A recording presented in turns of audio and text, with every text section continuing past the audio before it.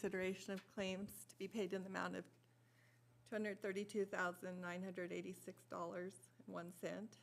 A lawn credit card in the amount of $3,136.76.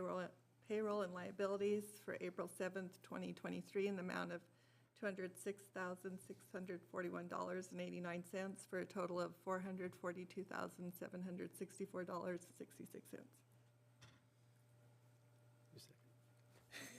You're supposed to say, do I have a second? Okay, do I have a second? Second that, Your Honor. Thank you. Is there any discussion? Do we have anything else to add? All right. All those in favor say aye. Aye. Chair votes aye. Opposed, same sign. Motion carries. All right. Is there anything else that needs to come before this committee? Nothing, Your Honor. Thank you. Hearing none, we'll call this meeting adjourned at 6:46. Boy, a plane ticket into DC is expensive, and so is the eats. Yeah, it is. Why you're not seeing any of my Uber rides or any of my meals? Oh, It's always fun. why was that? Was that the concessionaires? Yeah, that's what I conceded, basically.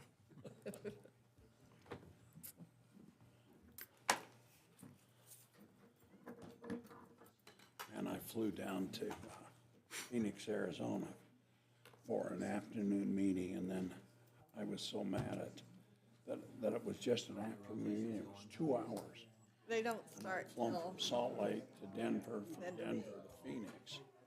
and it's just, For a gonna- 2-hour like I meeting. said, it'll be moving. And that's all it was. I said, screw this.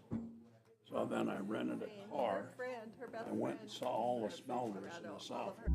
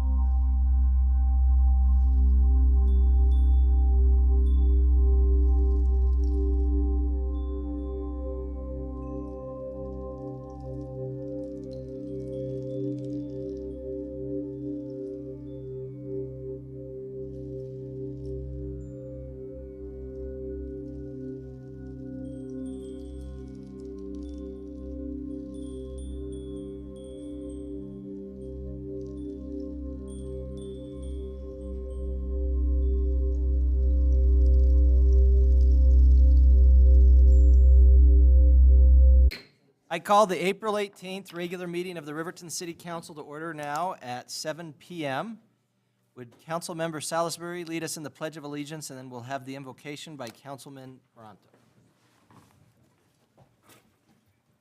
I pledge Allegiance to the flag of the United States of America and to the republic for which it stands, one nation, under God, indivisible, with liberty and justice for all. Dear Lord, we pray that you guide us always, and we thank you for bringing us together tonight to do the will of the people of Riverton and for all of our citizens. Help us work as a whole rather than as individuals, and Father, we pray that we will be fruitful in doing your will. Please guide us so that this meeting can be productive and let us be effective. Lord, protect and guide all of our first responders and our military and their families, and keep all of them safe. Amen. Amen.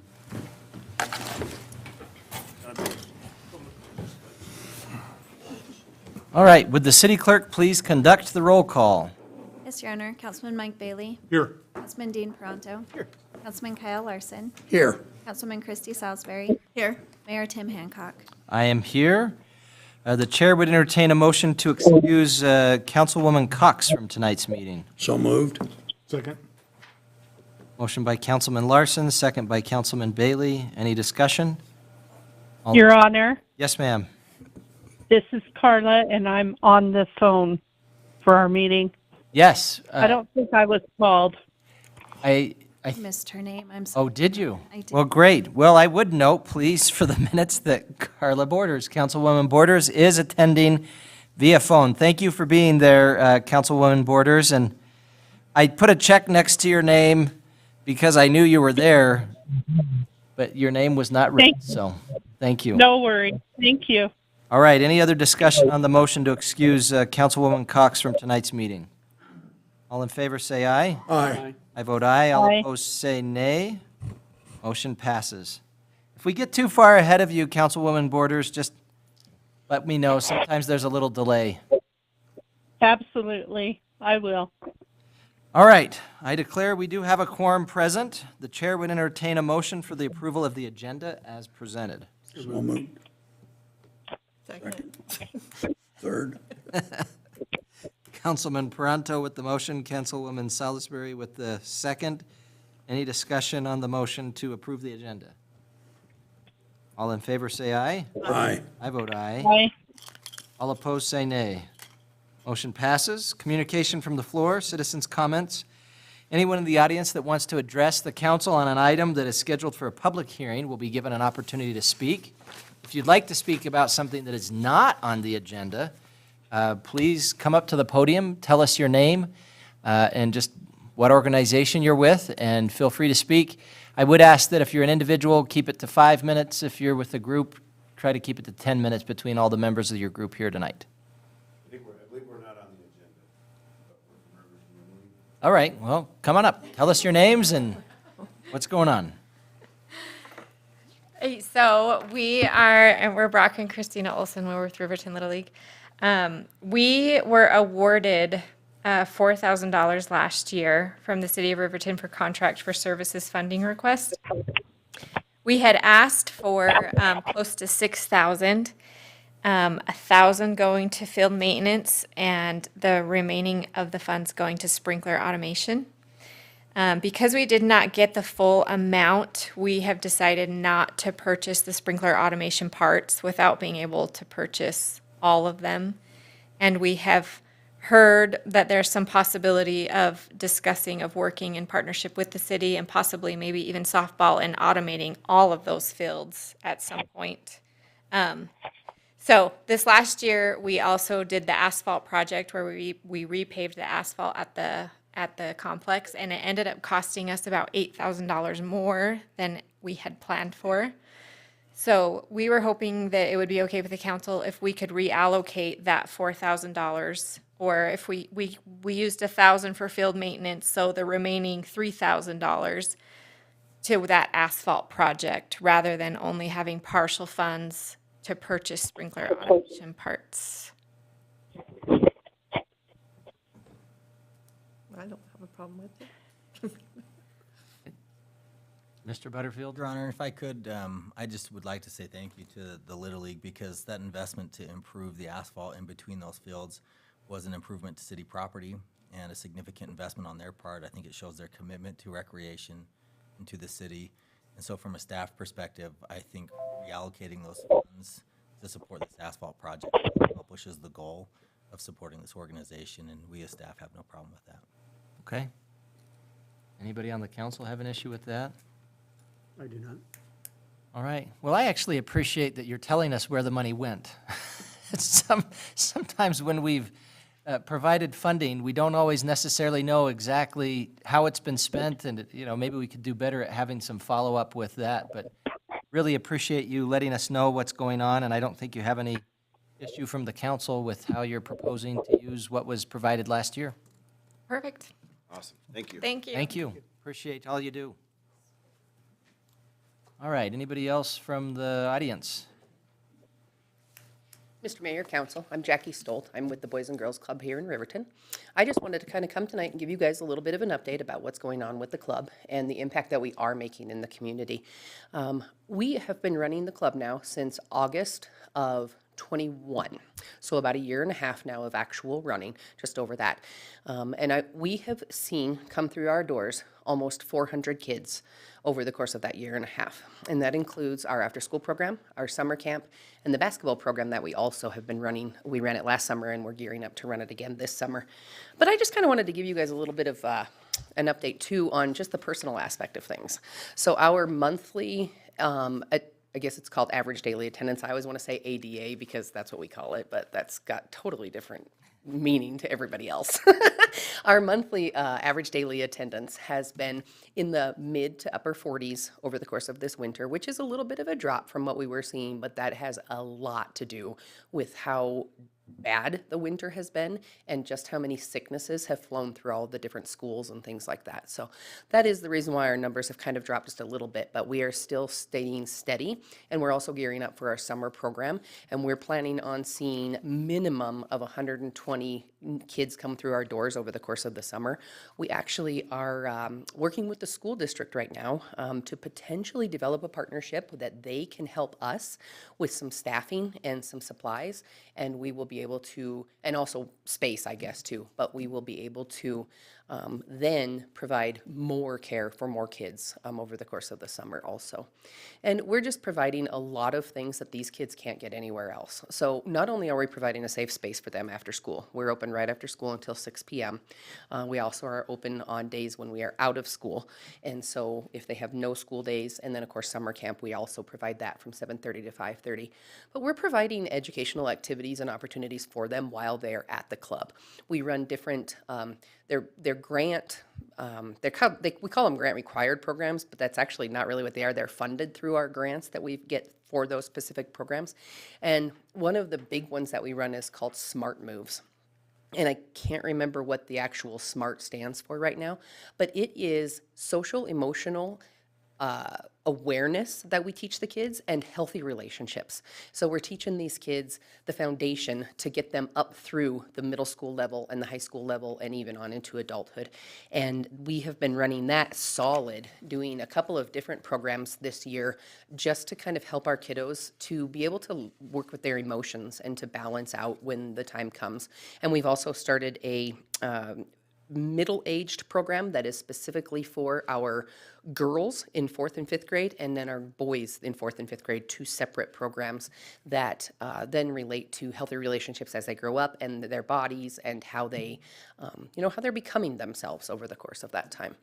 So running those, and of course we're running lots of like arts programming, science and technology, keeping our kids from losing the things that they're learning in the schools. And it's really made a big impact. We were just talking to some of the school administrators who were talking about how their teachers have noticed that the club is really actually having quite an impact on our kiddos who come to the club, that they're not losing anything that they're learning, especially in the summertime, but they're actually even gaining more than what they would potentially if they weren't at the club. So I just wanted to kind of give you guys a little bit of an update of what's going on, and see if you guys have any questions or anything like that. Oh, and I forgot to tell you, we have the third annual Awards and Recognition Breakfast coming up next Wednesday morning at 6:30. And I know some of you guys already are slated to come and going to be helping serve us some breakfast and doing things like that. But anybody that is not slated to come, we would love to have everybody there. It's a really great opportunity to see just how much of an impact the club does have on our kids and our community. And also, cool thing about it, Josh Norman, pro football player, is going to be there doing a Q&A session with Jackson Hill, who is one of our, well, actually the senior class president this year, so here in Riverton. So it's going to be really fun. He's going to do a coffee shop talk with them, so it'll be great.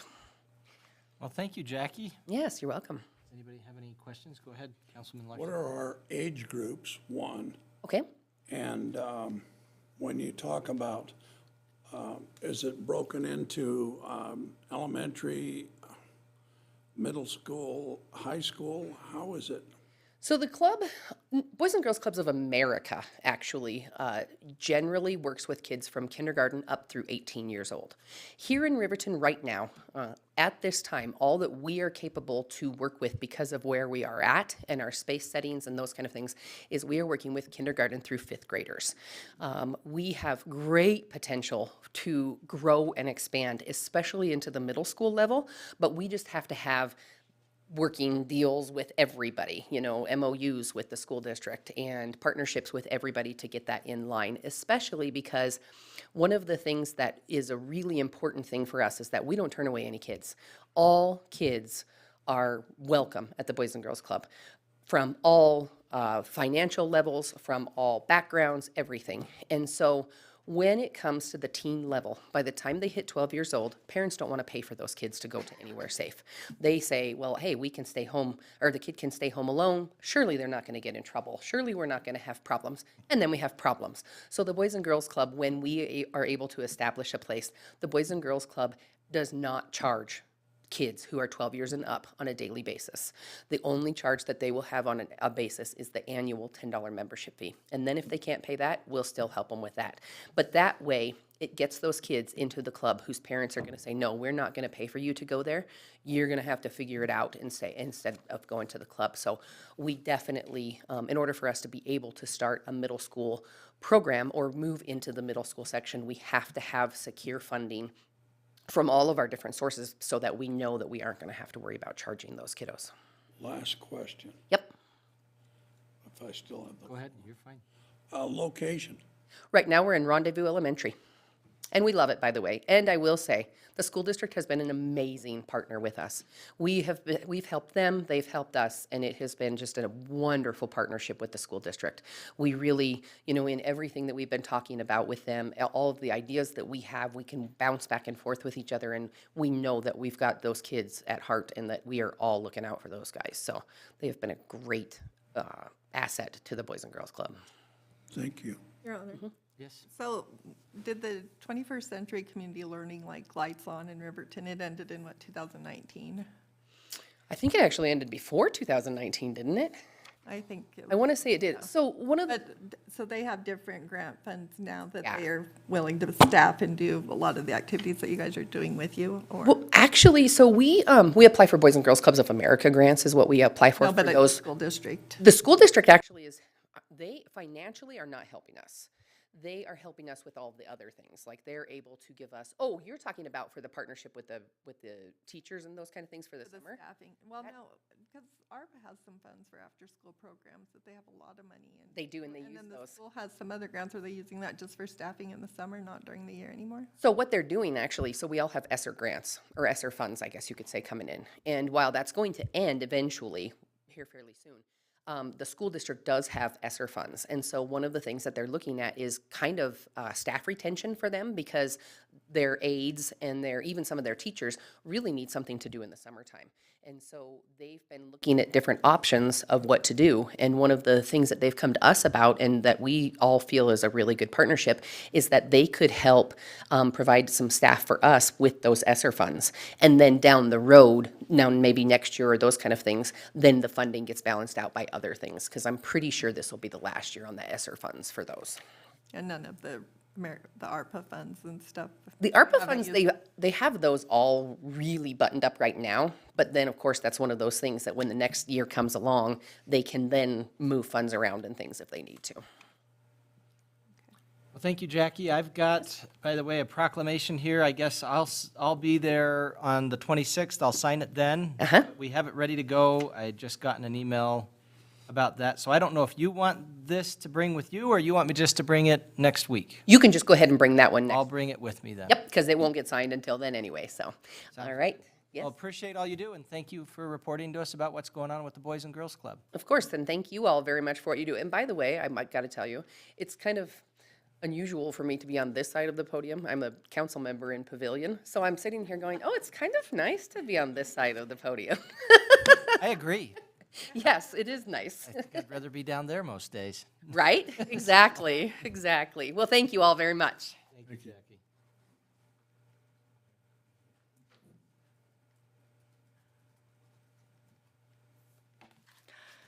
Good evening. My name is Carol Harper. You guys all know me. I'm a reporter and writer for County 10. I'm a better writer than I am a speaker, so I'm going to just read this.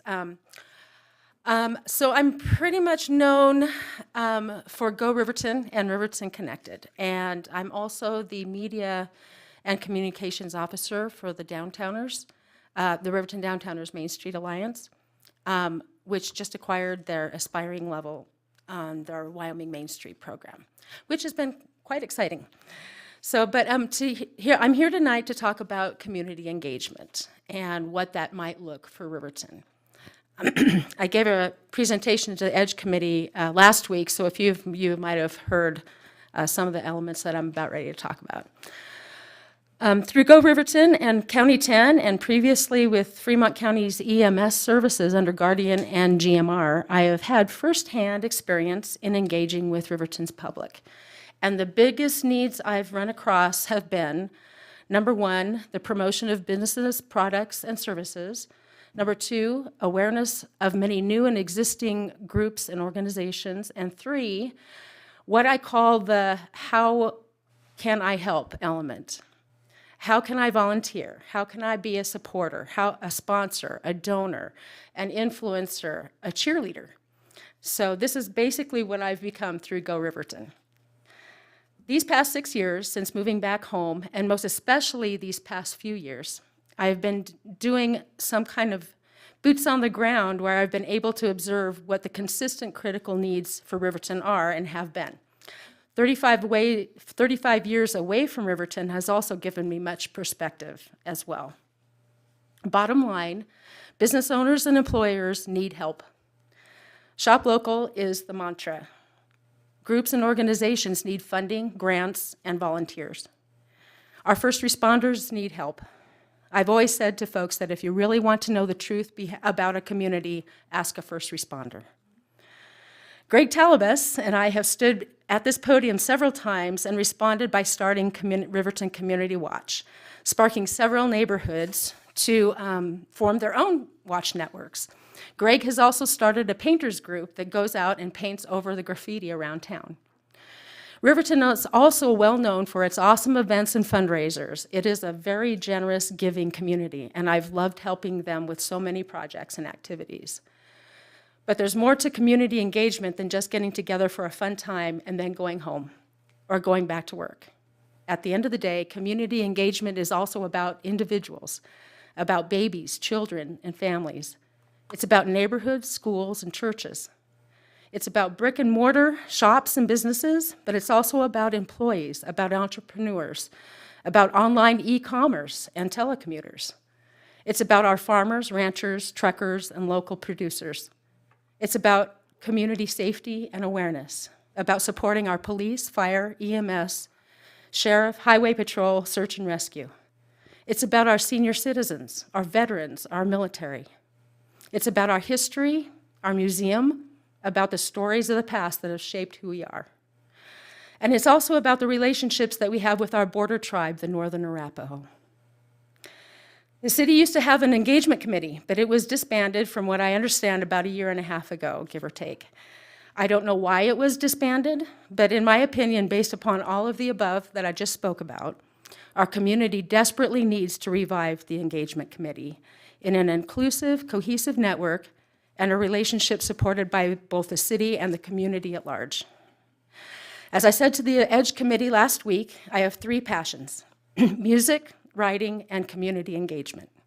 But I'm just one person in a population of about 10,000 people who has taken the time and have used my own talents and resources with the goal and objective of somehow weaving an aspiring community together.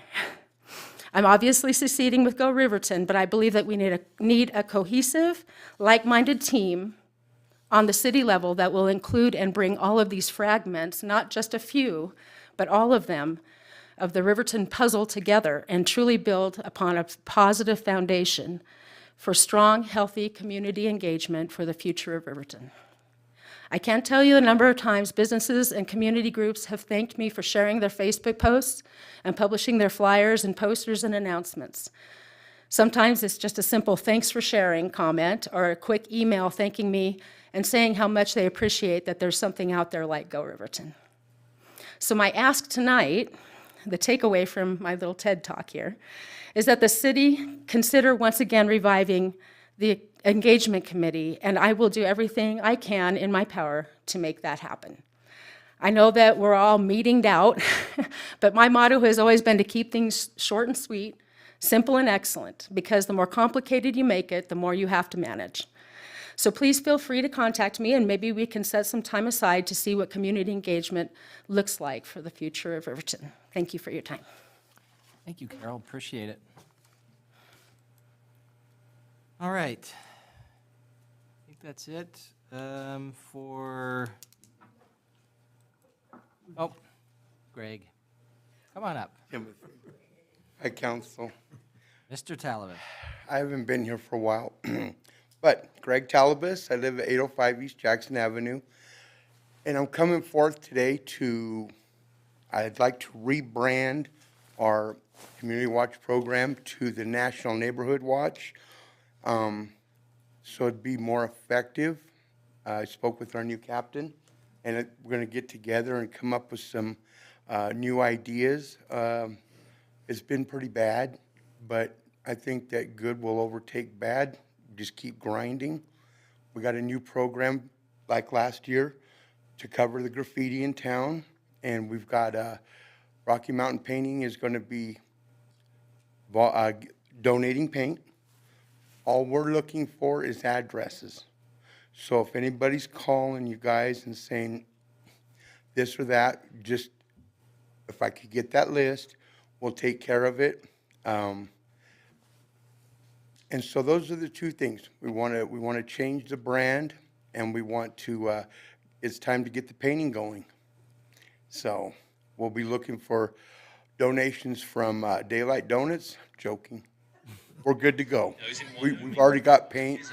We got the tools all set up. So if anybody's calling in to you good folks, I'll leave my number so that, or I'll contact you to get, we could do it all summer. We don't have to be a one-day thing. It could be a couple hours every other weekend to just give that presence of some good, a good vibe here in town. Some folks that care, that carries an impact. And so that's what's up over here. And I will be in contact. But we're ready to get to work. Well, as we hear about places that need painted, we'll put you to work. Yep, you betcha. We've appreciated what you've done in the past. Well, thank you, but you bet, we're good to go. So it don't matter what it is, a business, a home, alleys, fences, whatever we can help to do, we're ready. And there's some other members that know some folks too, so we might have a lot of church people with us, which is great. Good. So, all right. Thank you for your time, everybody. Thank you. Hi, Miss Carla. Is she still online? Hello, Greg. I'm here. Okay. Thank you, everybody, for your time, okay? Thank you, Mr. Mayor. Talavas. All right. Would the city clerk please read the consent agenda items by title only? Yes, Your Honor. Approval of the minutes, April 4th, 2023, regular council meeting. Approval of the minutes, April 11th, 2023, council work session. Approval of the minutes, April 18th, 2023 Finance Committee meeting. Approval of the Finance Committee recommendations for April 18th, 2023. Approval of the municipal court report for the month of March 2023. And an open container permit application submitted by Haley Miller for a celebration of life at J.C. Park on May 20th, 2023 from 1 p.m. to 5 p.m. Are there any items requiring further discussion? Your Honor, the Finance Committee met this evening at 6:45, and the consideration of claims to be paid was in the amount of $232,986.01. The Elon credit card in the amount of $3,136.76. Payroll and liabilities for 4/7/2023, excuse me, in the amount of $206,641.89 for a total of $442,764.66. All right. Chair would entertain a motion to approve the consent agenda as presented. So moved. Councilman Bailey with the motion, Councilwoman Salisbury with the second. Sure. Any other discussion? Your Honor, I'd like to abstain from any warrants paid to Traveling Computers and WYOMING. Okay. And I'll abstain from any Bailey Enterprises items on the Finance Committee report. All right. All in favor, say aye. Aye. Aye. Aye. Aye. Any opposed, say nay. Motion passes. All right. Citizen Board Appointment Tree Board, City Administrator's report, please. Thank you, Your Honor. As Jim Brodel was recognized several weeks ago, we do have a vacancy now on the tree board. Vacancy was advertised, and we were fortunate to receive 2 letters of interest. First letter of interest is from Matt Wright. The second is from Ryan Axhelm, and those letters are included in your packet. The tree board has an important job of organizing the Arbor Day celebration, ensuring that we're a Tree City USA, and then also making recommendations to the council about ways to improve our urban forestry. As with other citizen committees, appointments are at the mayor's discretion with the consent of the city council, and the mayor would like to appoint Matt Wright as a full-time member of the tree board. We'd also like to have Ryan Axhelm appointed as an alternate member of the tree board so that he can still participate. Thank you, Your Honor. Thank you. Chair would entertain a motion to approve the appointment of Matt Wright as a member and Ryan Axhelm as an alternate member of the tree board. So moved. Second. Councilman Larson with the motion, Councilman Bailey with the second. Any other discussion? All in favor, say aye. Aye. All Aye. opposed, say nay. Motion passes. All right. Next up on the agenda, and I appreciate you all waiting here so patiently, we have a legislative update. This was something that we had arranged. We have a lot of different people that serve us on the legislature here in Riverton, and so we have present EMBER OAKLEY, who is from House District 55, and Tim Salazar, who's Senate District 23? 6. I don't know where that number came from. I just made it up. Maybe 2 times 3 is 6. That might be it. I don't know. And so they had agreed to come and just present a little bit about what had gone on in the legislative session. And Pepper. Oh, my goodness, Pepper. I thought you weren't here. I was sitting here like, well, I guess Pepper's not, you're just right ahead of me, and I was blind to you. Well, it's because I think people were up at the podium. Well, and Pepper Ottman, who is House District 54. Jeez. I shouldn't have even tried. That's terrible. All right, House District 34, Pepper Ottman, too. So I guess you can figure between the 3 of you who wants to come up first, whoever's itching to go home fastest, but they had agreed to come and just tell us just kind of what had been going on at the session, things that they thought would be good for people to know, and I guess things they're going to be focused on going forward. So we'll start with you, Tim. Well, thank you, Mr. Mayor, honorable members. Thank you for inviting. I'm going to limit my comments very briefly here because our good House members have a lot of information to put forward. I want to concentrate my comments primarily to what's affecting Riverton. As some of you may know, the state distribution money was a win for Riverton. You're going to be receiving $2.1 million, up from $658,000. So I'm glad that you'll have a little extra cash to spend on our constituents here in Riverton. There was talk, I sit on the Senate Appropriations Committee. There was talk throughout the session about decentralizing our state government, and that would include our state employees. One of the ideas that was brought forward in the past and was brought forward this session was the possible deployment of a state office building in Riverton. And that was brought up by the Appropriations Committee. We had initially put $34 million into the capital construction bill for that. It then went down to $12.5 million. And as we left the session, the governor used his veto pen and cut it to $2.5 million. However, I was happy to see that it is a placeholder of 2.5.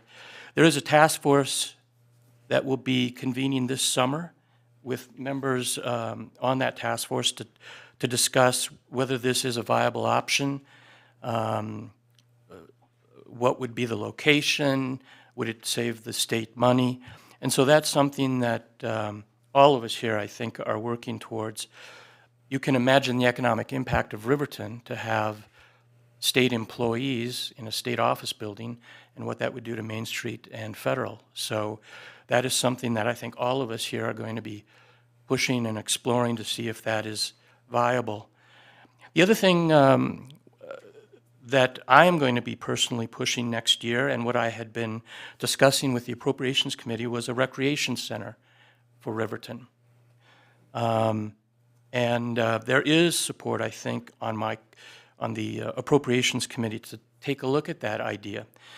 How that would function is that my proposal is that the state allocate $3.5 million of state money, on-one matching money, to create and to build a recreation center in Riverton with a cost of close to $7 million. And I think with the one-on-one matching funds, we can succeed in doing that. It is in the conceptual stage clearly, but I do believe that there is support on the Appropriations Committee to take a look at that. And for all practical purposes, it would replace the current hockey rink to a new recreation center. And as the months go by, I will obviously continue to discuss and keep you all informed with the specifics on that. And obviously, it's not a done deal, but I think we have a hope that it could occur. One of the other things that was very important to our folks in Riverton was the local producers having trouble selling their dairy products. I authored the Food Freedom Act amendment, which passed and was signed by the governor. And I think we've taken care of that now with regard to the Department of Agriculture having any confusion that our local producers do have the right and the freedom to sell their local dairy products, not only here but statewide. I will tell you that I am going to be meeting this summer with our local producers and ranchers and farmers, and I will be introducing a Food Freedom Act Amendment number 2 to expand the freedoms of dairy products to be sold in the state of Wyoming. The other thing was obviously property tax relief. Many people brought property tax bills. I brought one, Senate File 125. It passed the Revenue Committee, but I pulled my own bill because it was unconstitutional. And I didn't think it would go anywhere. But I will tell you this, in 2024, voters will be asked to approve a constitutional amendment that will pull residential property into its own class. And this will allow the legislature to give property tax relief without including the same relief for commercial and agricultural tracts. If that does pass, the state legislature will then be able, I believe, to give a real and substantive property tax relief to our constituents, probably starting in 2025. I know that is some months away. I know that when I have my town hall meetings, that's either number 1 or number 2 on the list. But quite frankly, our state constitution does not allow us to give a blanket full property tax relief to all our citizens. And so this is what the state legislature has decided to do, and I support it.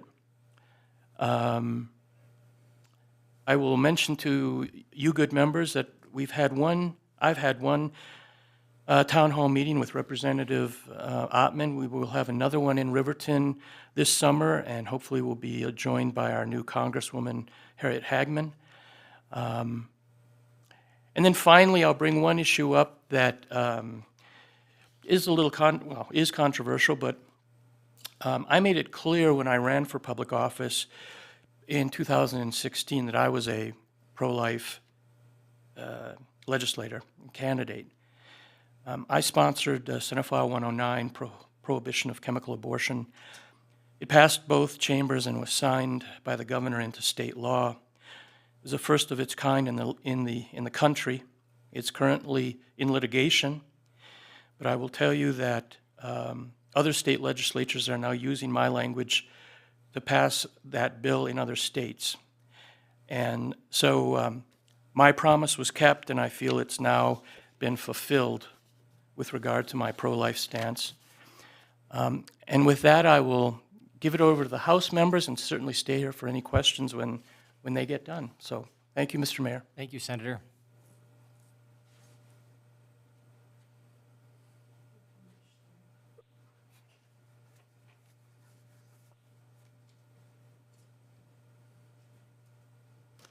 Good evening, Mr. Mayor, members of the council, and everyone else in the room.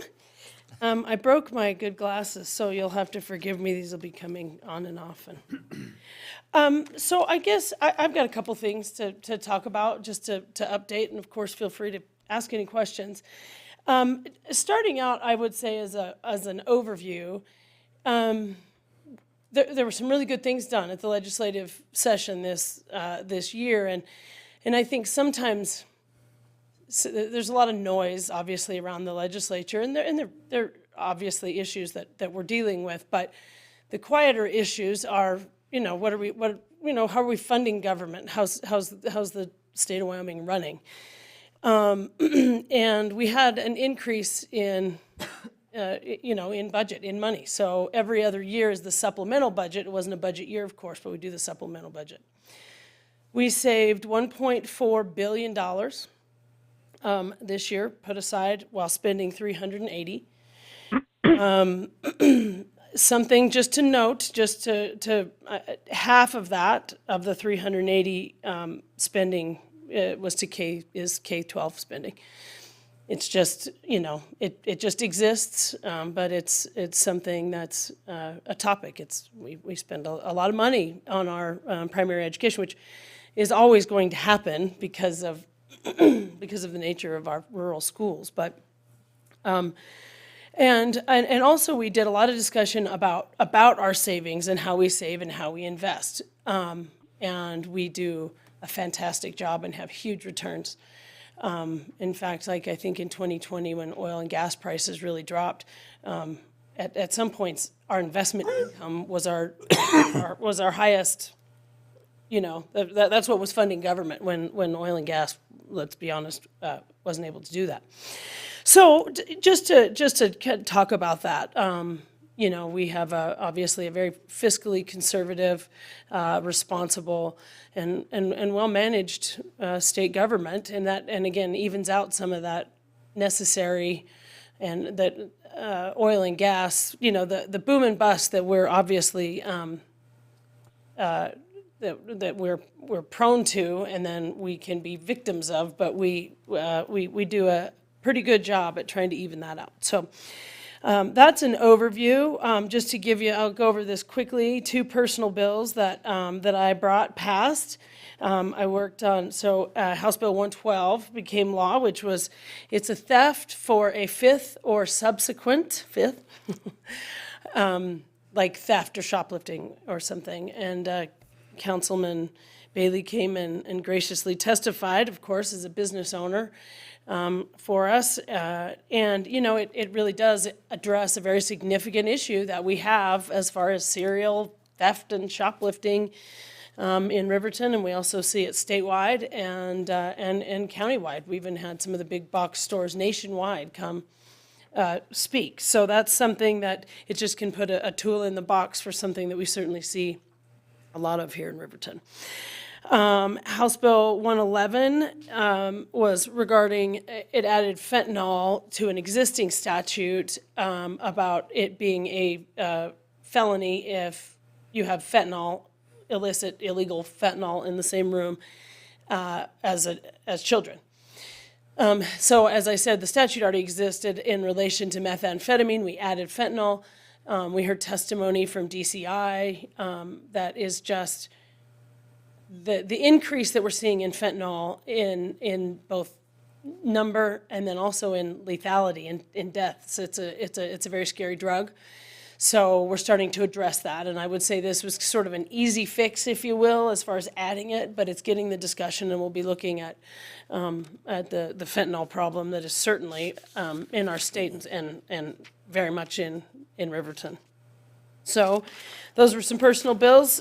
Senator Salazar mentioned there is a Riverton State Office Task Force. I was informed that I'm on that task force and I'm the House Chairman. So I didn't know that, but I do now. So I have a lot to learn, but it's a good thing. I was very pleased that they would put Riverton's representative on in that role. So to address a little bit what Senator Salazar said, absolutely true, and he sits on the appropriation, that it originally sort of had this, you know, had a significant enough appropriation that we'd be looking at going forward with it.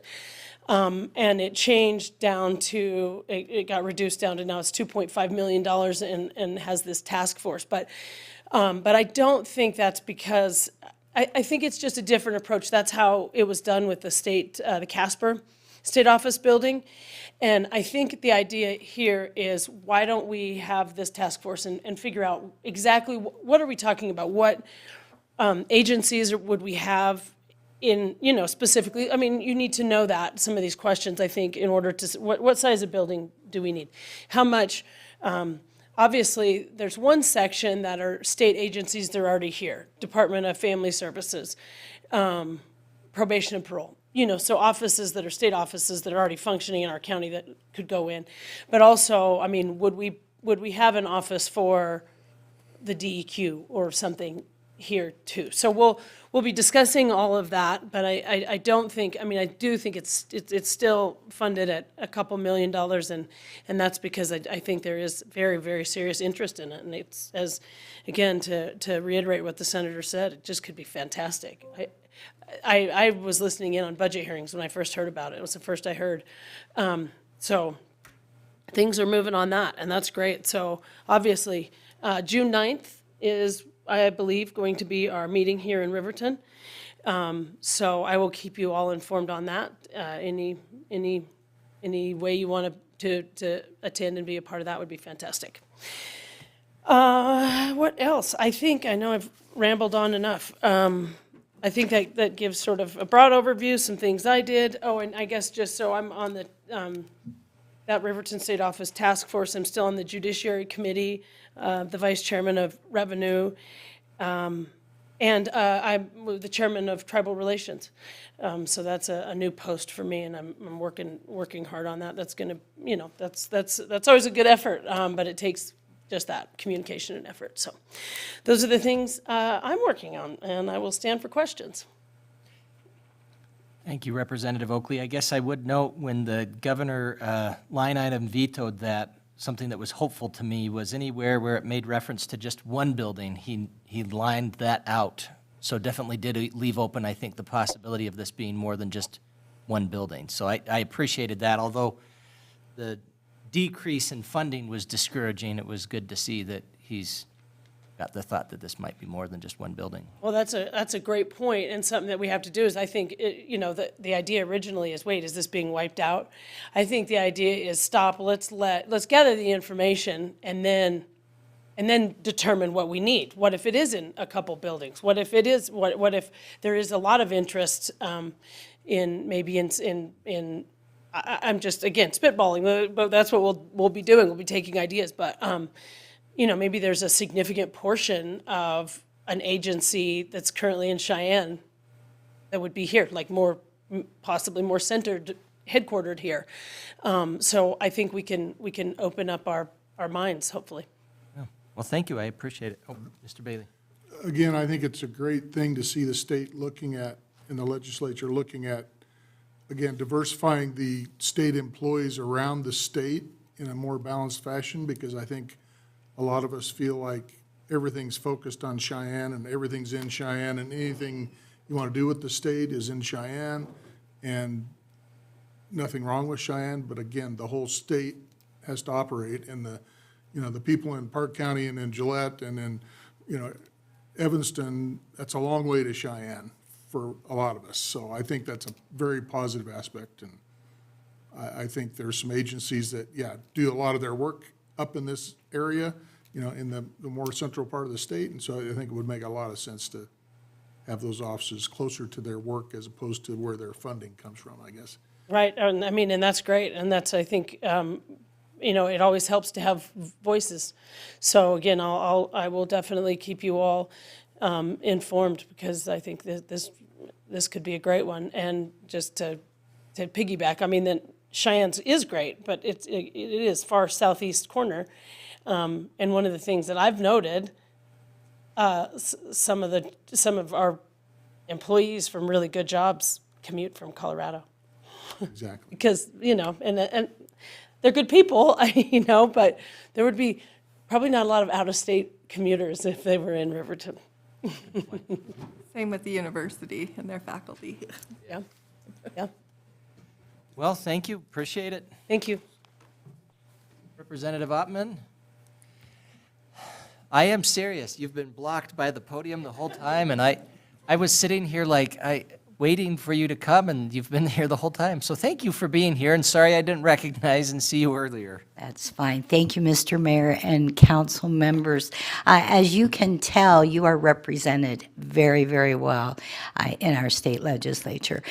My district, District 34, is more of a rural district. And so, but why I am here is because it is part of Riverton as well. I have the east portion on the other side of Federal Boulevard, and it goes up north, and a few other little things, but it's an honor to be here. So as a lot of things have been mentioned, I will cut my remarks short. I've been very, very happy to be able to work with Representative OAKLEY on the fentanyl bill. I was a co-sponsor on that as well. And then also with the Food Freedom Act, that was something that was pretty spicy here in Riverton for a while, and I was able to work that from the House with Senator Salazar. So that was very, very good. And it's always nice to be able to work with the people right here and to find an answer to something that affects so many of us, because it's a very good bill and it'll go on. One thing I will say about the revenue this year was, while we are investing a lot of money in the state of Wyoming, the Craig report last fall did not show that we were going to have such revenues. The oil and gas outsurpassed anything that could have ever even been thought of. So oil and gas did very well. Our property tax has done extremely well and will continue to do that, I see, as property values continue to climb. The other thing is our sales tax. It is amazing to me, especially from this county, the amount of sales tax that comes back into the budgets. It's phenomenal how we have that input. I would also say I have been on labor health the last 2 years, and so there was a lot of work. This year, Speaker Summers had put me on corporations, so that was a whole new ball of wax for me. We did a lot of elections and different things with refrigeration and things that it was very, very good. It was quite interesting, but we'll continue to go that. Our first meeting, I believe, is in June, and it will be in Landers, so if any of you want to come to that, I'll make sure that you know about that. I sponsored 2 bills this year, House Bill 245, which was medical ethics. This subject is very, very important to me. The bill did not come out. It was not heard. We did have, though, over 500 bills in a budget session. I'm missing the words. Anyway, so there was a lot to do in 40 days. So anyway, the bill did not come out, but I plan to present that again. The other thing that I think is important, and I get a lot of guffaws and laughs on this, is I would like to see Mountain Standard Time as the law. And I really feel passionate about that, so we'll see where that goes. But the thing is that daylight savings time can only be changed by the federal government.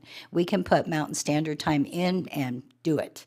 And so to see that the time is not changed, it really affects a lot of people. We're concerned about mental health problems. We're concerned about our students and grades and our teachers, and the time change does matter. So, and there's actually documentation on that these days. The other thing, let me see, I will mention is speaking of taxes, we had 33 bills this session, 20 in the House and 13 in the Senate, couple of resolutions. 5 of those were passed. One of them was for cigars, so watch out if you're a person that likes to sit in a tobacco, I don't even know what you call it, lounge, and smoke cigars, you're going to be taxed. So, so that was one of them. And then there's an acquisition study that will go in, and that has been something that I'm very, very interested in because of the increase in property values, to be able to deal with the people that are moving in, and if the property is worth that much of a value to them, then they should pay that. But to have people that live next door have their taxes skyrocket just doesn't seem quite right, especially in my district where the median income is $56,000. It's not $160,000 or $200,000 per household, it's $56,000. So this is very, very important in what we're looking at. So that's another thing. Actually, I'll just end right there because I know you have a lot more to do. Is there any questions? When you talk about property tax, yes, are you talking about like a proposition that occurred in California where you freeze the property tax and when it is sold or reevaluated, it increases? Or what are you? Excuse me, Councilman Larson, the acquisition study will be a study to see how it will affect, how it should be implemented, if it's implemented, and how that would work. What the main gist of it, I believe, is that when a sales price, so as taxes go up, if taxes go up 3%, everybody's would go up 3%. If they go up 5%, because we had caps, we had all kinds of stuff with 33 bills. But what this would do is this would study to see what value there is on those places, so that if right now it's based on 3 properties, okay, in the area, like, and I can't remember the term, but the assessed value, comparables, yes, thank you. So 3 comparable properties. What the acquisition study would say, okay, it would take it a little bit from that and say, okay, if the properties right now are valued at $207,000 and someone comes in and pays $320,000, those properties would not automatically go to $320,000, okay? the people that purchased the property would pay tax on 320 because that's the value that they put on that property. So there's a lot to it, good, bad, and indifferent, but the bill is a study bill, so there will be lots of questions and lots of things to look into. Can Yes. I ask one more question? Sure. Why the study? That study's been done in California. That's been done for 25 years. All we have to do is call California and say, give us what you have on your previous tax frozen bill. I mean, all of that has been done.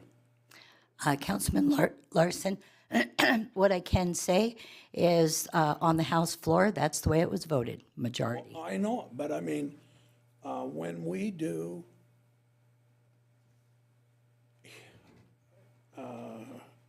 work here in Riverton, we do not invent. We call Casper, we call Gillette, we call them different people and find out what they already have on existing in their rules and regulations. Granted. And California, Proposition 15 comes to mind, was in the 70s. And what that allowed to occur was if you own property and you bought it, the taxes were frozen. If you sold the property, it went up. There was no comparables. The property was evaluated at the sales price. Okay. But if you as a resident bought a house and it was $300,000 and the neighborhood slowly grows up where the median average is $600,000, you were still taxed at $300,000 because you hadn't sold. Everybody else that moved in and resold and moved up and moved out, their property tax went up accordingly.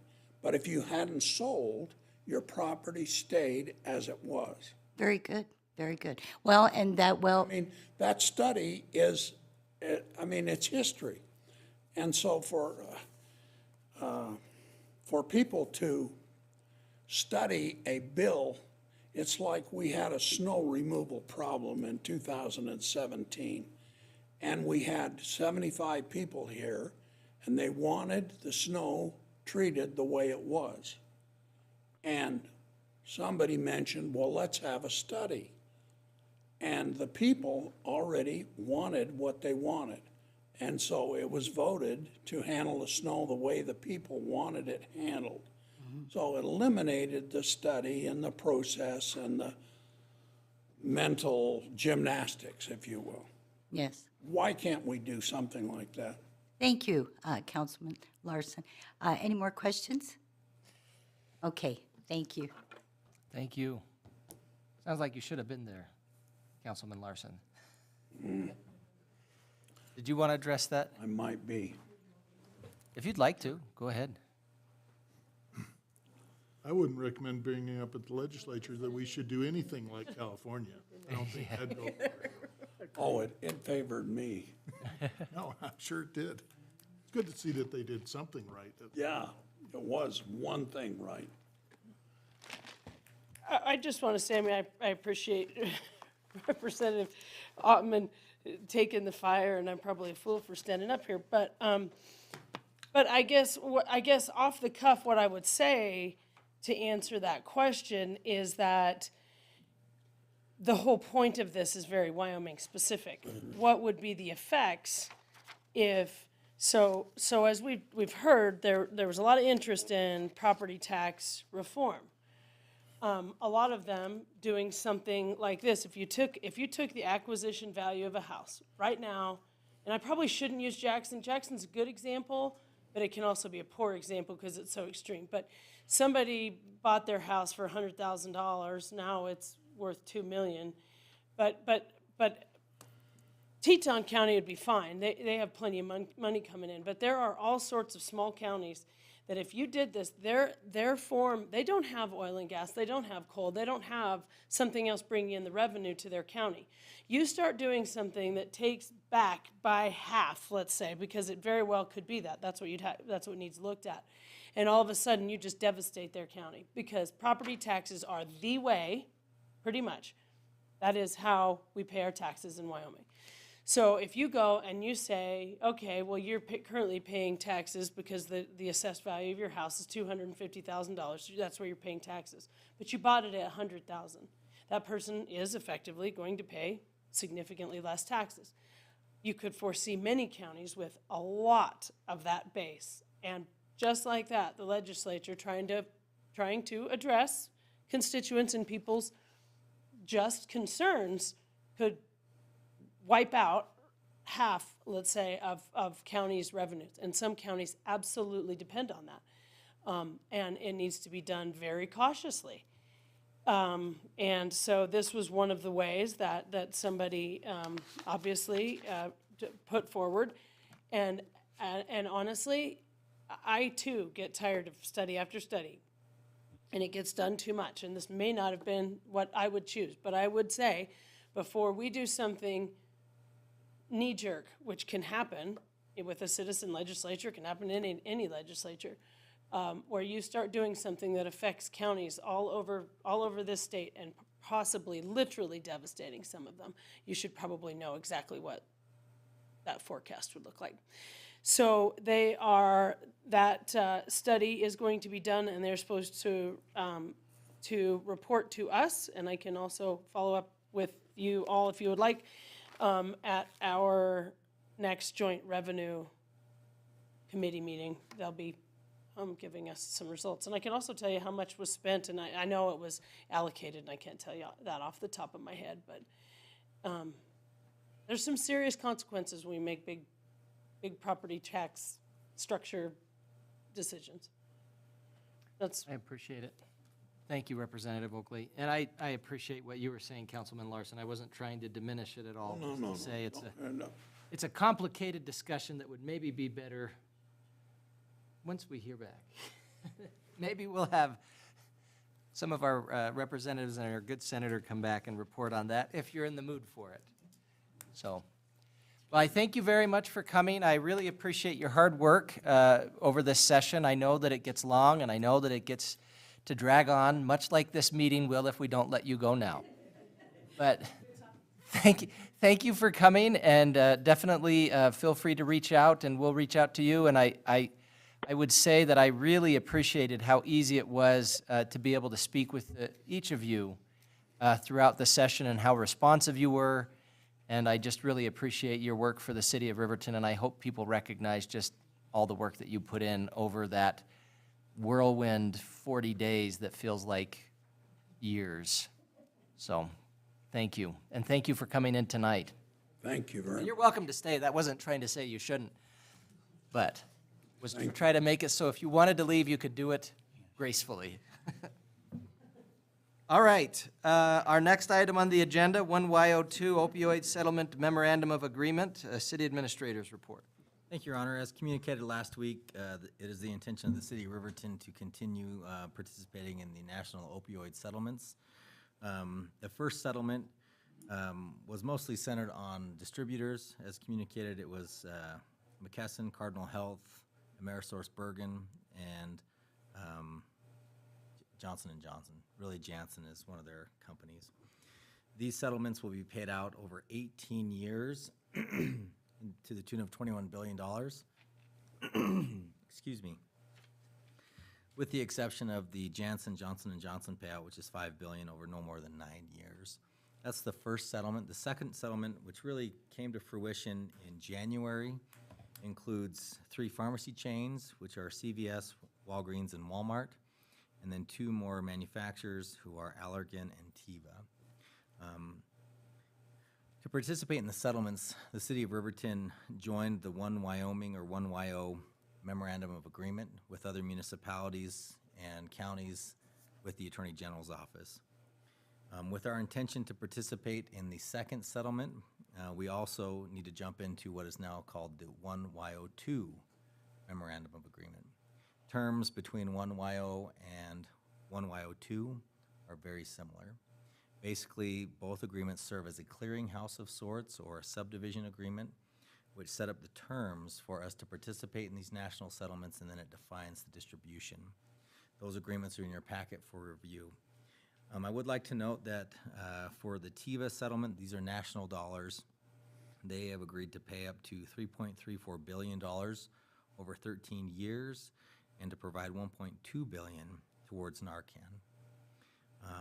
Allergan will pay up to $2.02 billion over 7 years, CVS $4.9 billion over 10 years, Walgreens $5.52 billion over 15, and Walmart to pay $2.74 billion in 2023. And then they have to make their payments within 6 years, according to what we know of the settlements. The only thing that I would say is different between ONEWYO and ONEWYO2 are the distribution percentages specific to TIVA.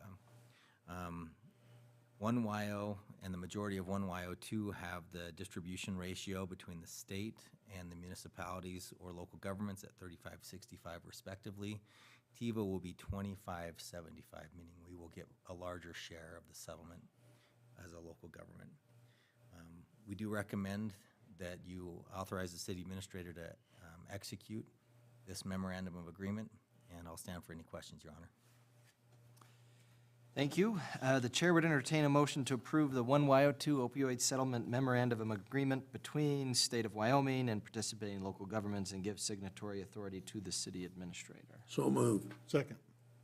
Councilman Larson with the motion, Councilman Bailey with the second. Discussion. Questions, amendments? Yes. I noticed that it's about 15 billion with the merchandisers, excluding trivia. If there is no CVS in Wyoming, obviously that would not be contributing, or it just goes into a pot and that's divided up. Your Honor, Councilman, that's correct. It goes into a pot and it's divvied up between the Attorney General, and those Attorney Generals distribute to the local governments. Okay. And this one is 75-25? 75 city, 25 state, or vice versa? Your Honor, that would be vice versa, and that's specific to TIVA. 75 state and 25 the city? No, Your Honor, I'm sorry, I will clarify. 75% of the settlements that will come to Wyoming will go to local governments. 25% will go to the state of Wyoming. Yeah, okay. All right. Last question. Yes, sir. Is there an estimate on that per municipality?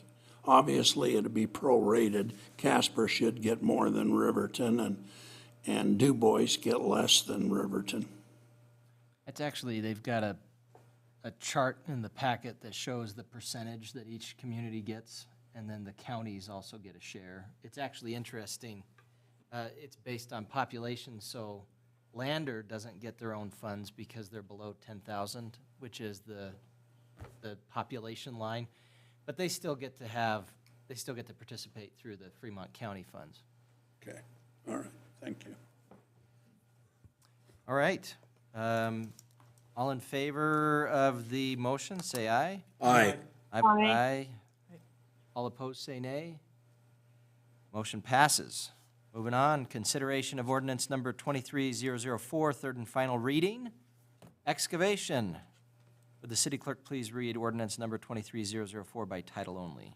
Yes, Your Honor. Proposed ordinance number 23-004, an ordinance amending Title 12, Streets, Sidewalk, and Public Places to revise Chapter 12.16, Excavations, Sections 12.16.010, Permit, and 12.16.030, Street Cut Repairs of the Riverton Municipal Code, and repealing all ordinances or parts of ordinances in conflict therewith, and providing for an effective date. Thank you. Now, usually, we'd have a report. We don't have a report. Did you get sick of talking to us about this stuff, Mr. Miller, or I didn't have that in my script? Do you want to say something about excavation? Your Honor, Counsel, I have a staff report here in my packet for you. Is the same information that we talked about on second reading, but Current code has provisions for authorities to be notified of closures and work performed within the right-of-way, but does not state who is required to perform that notification. The city has been using its special event permit intended for community events to accommodate the notification process and make sure applicants are held accountable. Rather than relying on the special event permit, the proposed ordinance would require permit applicants to notify impacted stakeholders before an excavation permit would be issued. Furthermore, the ordinance proposes an additional section requiring the Manual on Uniform Traffic Control Devices, further known as MUTCD language, in order to be consistent with other code references that relate to lane closures. As we look at this, and we've discussed it a few times, I don't have any changes or addendums to the language from the second reading to third reading as I did from first to second. But we did go through Riverton Municipal Code and pull in all references to the Manual on Uniform Traffic Control Devices and reference the language of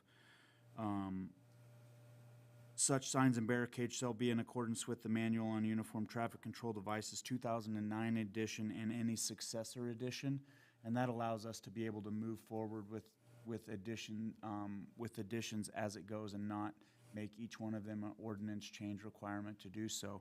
And then it also unifies all of our separate sections of code that pertain to that to the same exact language and similar definitions. All right. Well, thank you, Mr. Miller. Chair would entertain a motion to adopt ordinance 23004 on third and final reading. So moved. Second. Motion by Councilman Peranto, second by Councilman Bailey. Any discussion? All in favor, say aye. Aye. Sorry, hold on. Aye. Roll call. Yes, Your Honor. Could you please conduct the roll call vote? Yes, Your Honor. Councilman Mike Bailey. Aye. Councilman Dean Peranto. Aye. Councilman Kyle Larson. Aye. Councilwoman Christy Salisbury. Aye. Councilwoman Carla Borders. Aye. Mayor Tim Hancock. I vote aye. Motion passes. All right, consideration of ordinance number 23003, second reading adoption of National Electrical Code, NEC. Would the city clerk please read ordinance 23003 by title only? Yes, Your Honor. Proposed ordinance number 23-003 on second reading. An ordinance amending Title 15, Building Construction, Chapter 15.04, Building Construction and Maintenance Codes, Section 15.04.010, Adoption, Applicability, Filing, subsection Title A10 of the Riverton Municipal Code, and repealing all ordinances or parts of ordinances in conflict therewith and providing for an effective date. All right. Mr. Miller, do you want to add anything to that? Absolutely, Your Honor, Council. I'd love to talk about it. The NFPA 70, which is the national, which is what we refer to as the National Electrical Code, or NEC, moving forward, is a triennial publication produced by the National Fire Protection Association. It sets a minimum standard to which electrical work is to be completed and is automatically adopted by the state of Wyoming via reference to the most current edition in state law. The latest version of the NEC, circa 2020, was adopted by the state on January 1 of 2020 by automatic adoption. Enforcement of the NEC 2023 code requirements will not occur until June 1st of 2023. There's a grace period that the state does allow in that time frame. The state of Wyoming grants authority over electrical construction to the Department of Fire Prevention and Electrical Safety in Title 35, Public Health Safety, Chapter 9, Fire Protection, and more specifically through the State Fire Marshal's Office. Under Wyoming Statute 35-9-121, subset A, the State Fire Marshal can delegate complete authority to municipalities and counties which apply to enforce and interpret local or state fire, building, and existing building standards or electrical safety standards. The City of Riverton has maintained local enforcement authority under this provision since it was made available, also referred to as Home Rule. As a caveat, Wyoming State Statute 35-9-121A II stipulates municipalities granted local enforcement shall adopt the same version of the NEC as the state, or enforcement authority shall immediately revert to the Department of the state. In other words, electrical work in the state of Wyoming is subject to compliance with the current edition of the NEC. Those municipalities and counties who possess local enforcement authority under state law can either choose to adopt the same version of the NEC as the state or relinquish their local enforcement authority. If this option is taken, the state would oversee permitting, plan review, and inspection duties for commercial, public electrical work, and permitting, plan reviews, duties for residential electrical work. For residential electrical work, homeowners may elect to have the work inspected for a fee. The Construction Board of Appeals recommended approval of Ordinance 23-003 on March 16th of 23. There's no budget impacts, and staff would recommend that we continue moving forward with adopting NEC 2023 as written. Thank you, sir. The chair would entertain a motion to adopt ordinance number 23003 on second reading. So moved. Second. Motion by Councilman Larson, second by Councilwoman Salisbury. Any discussion or amendments? Your Honor, Yes, sir. does that mean that if the national code says that any house above 3,500 square feet must have special water system for fire prevention, could we nullify that? Yep, Your Honor, Councilman, directly, so the NEC does not state anything about fire protection systems. It's written by the National Fire Protection Association, but it's directed specifically at electrical systems and electrical requirements. The requirement that you're speaking of would be in the IRC, which is in the International Residential Code, and by statute and by ordinance in the city, we do have the ability to do some omissions within the International Residential Code, which we have done historically as a city since its inception about residential fire sprinklers. Okay, thank you. Thank you. Any other discussion or amendments? All in favor say aye. Aye. Aye. I vote aye. All opposed say nay. Motion passes. We don't have to do a roll call vote on that one. I had to hesitate a minute. All right, consideration of ordinance number 23005, second reading, possession. And I guess it's really just the use of counterfeit currency now is how we've got it worded. City Administrator's report. Thank you, Your Honor. And I'll just offer a little clarification. Our habit that we've gotten into as staff is to read by title only if there were no changes between readings from the City Council. And so that's why we had the previous ones listed as just a title only, but we can change that if you'd like to have the reports from staff.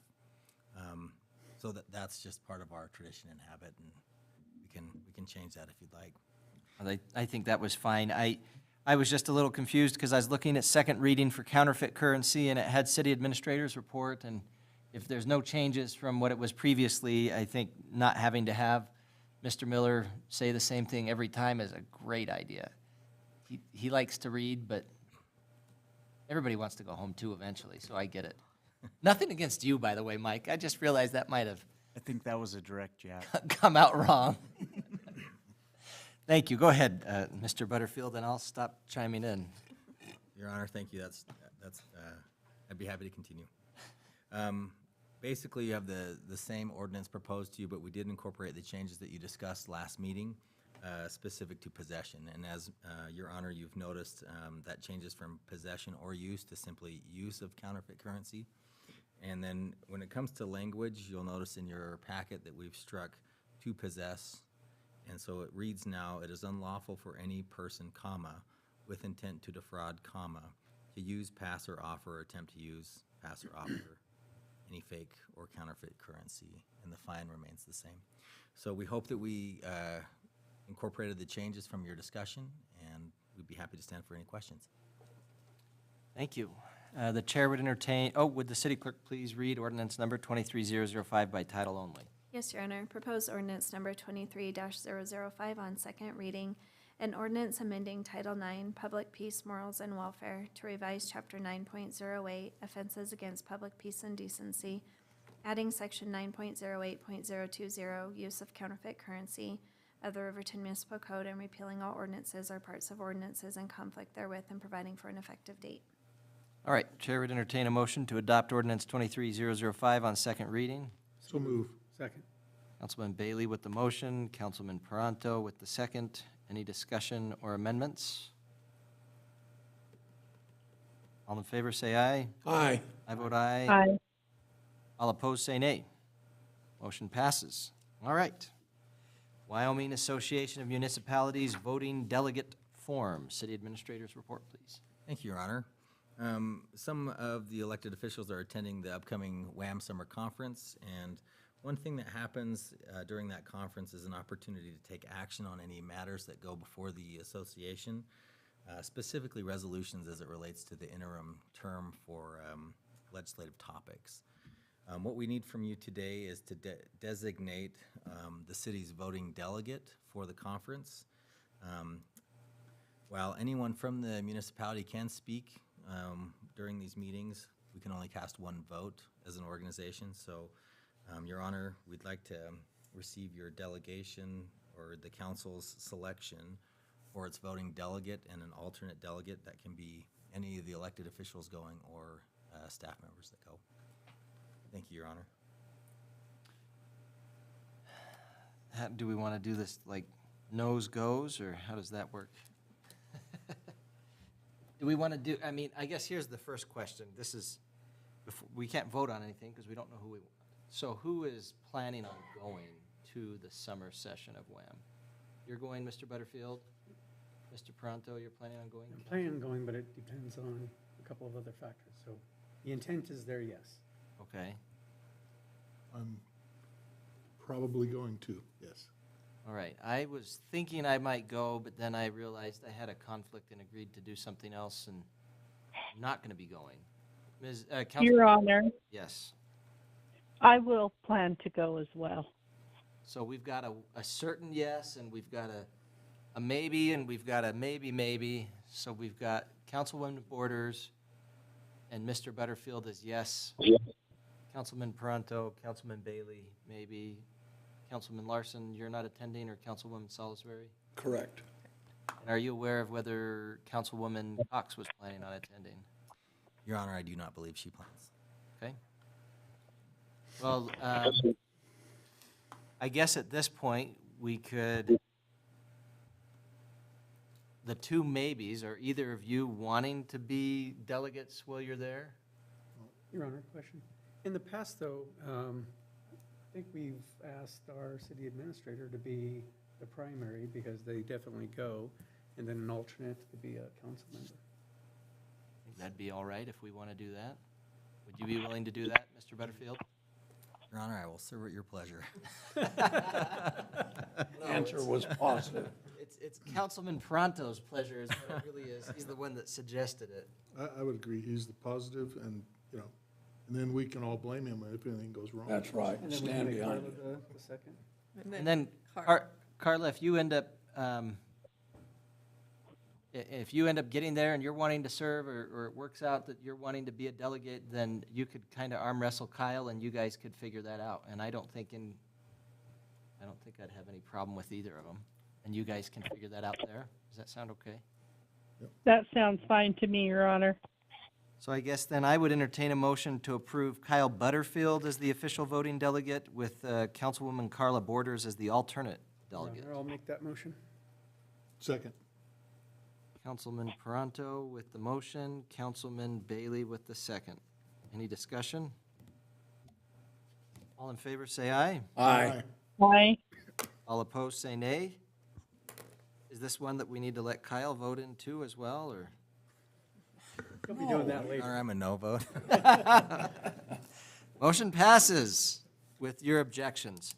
All right, it's my understanding before the phytoremediation update and recommendation, we want to take a short recess. So if we can, I'd like to take let's take a 7-minute recess at 8:23. We'll come back at 8:30 p.m. We are in recess.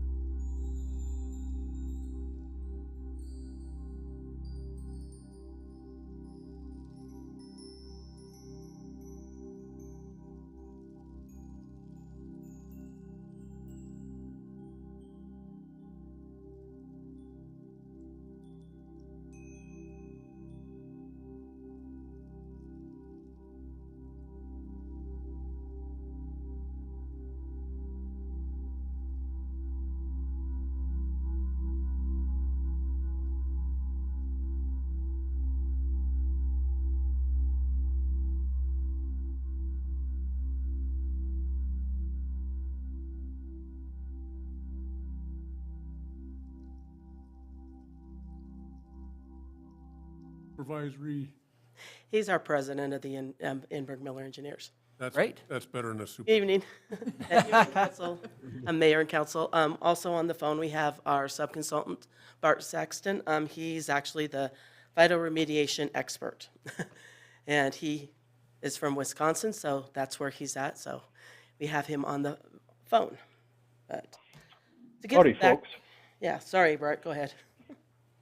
Just saying hi. So, just to give some background information on this, this is the old Riverton landfill. It accepted waste in the 60s and 70s up until 1984, where it was closed when the solid waste district was formed and they built the Sandra landfill at that time, permitted it and built it. It previously accepted waste as a trench system. We do have some individual testimony that some of that waste was actually placed in groundwater. But since then, it was closed in '84. A final cover wasn't put on because they were lacking dirt to cap it until the '90s. And then, as you can kind of see, there has been some building on it. The ball field, the softball field are both on it. The fire academy is on it. And then from like 2006 up until, I think, 13, the city's yard waste facility was actually operated on top of the landfill cover. There's a picture there of, we did some test pits. So there is actually garbage under there. In 2000, about the 2013 timeframe, I want to say the DEQ came up with the landfill remediation program, where they looked at some of the top problem landfills that were contaminating. And this landfill got some groundwater contamination. That is vinyl chloride is the highest one. What else is it? Just mainly vinyl chloride? Okay, vinyl chloride is the one constituent that is the major problem in the groundwater. Riverton was ranked number 10 out of 82 landfills in the state as a contributor to the to groundwater contamination. At that point, Inberg Miller was hired to do basically an assessment of what kind of corrective action options could be implemented at the facility to decrease the contamination. Of them, they are listed up there. The first one was a pump and treat with a barrier wall, basically trying to put a wall to limit groundwater getting into the trash, pumping that contaminated groundwater out into the wastewater treatment plant, since it's basically just south of this area. Construction costs were quite costly. Now, with some of the regulations that are in place with the wastewater treatment plant, that wouldn't really be an option, because don't know exactly what that contamination an influx of groundwater would do to the treatment of the wastewater. So it was ruled out fairly early. The other one is digging and hauling all of that trash out of the landfill and putting it into a permitted landfill. The original study basically looked at taking it to Sandra, Lander, or Casper. They were all around basically the $7 million mark.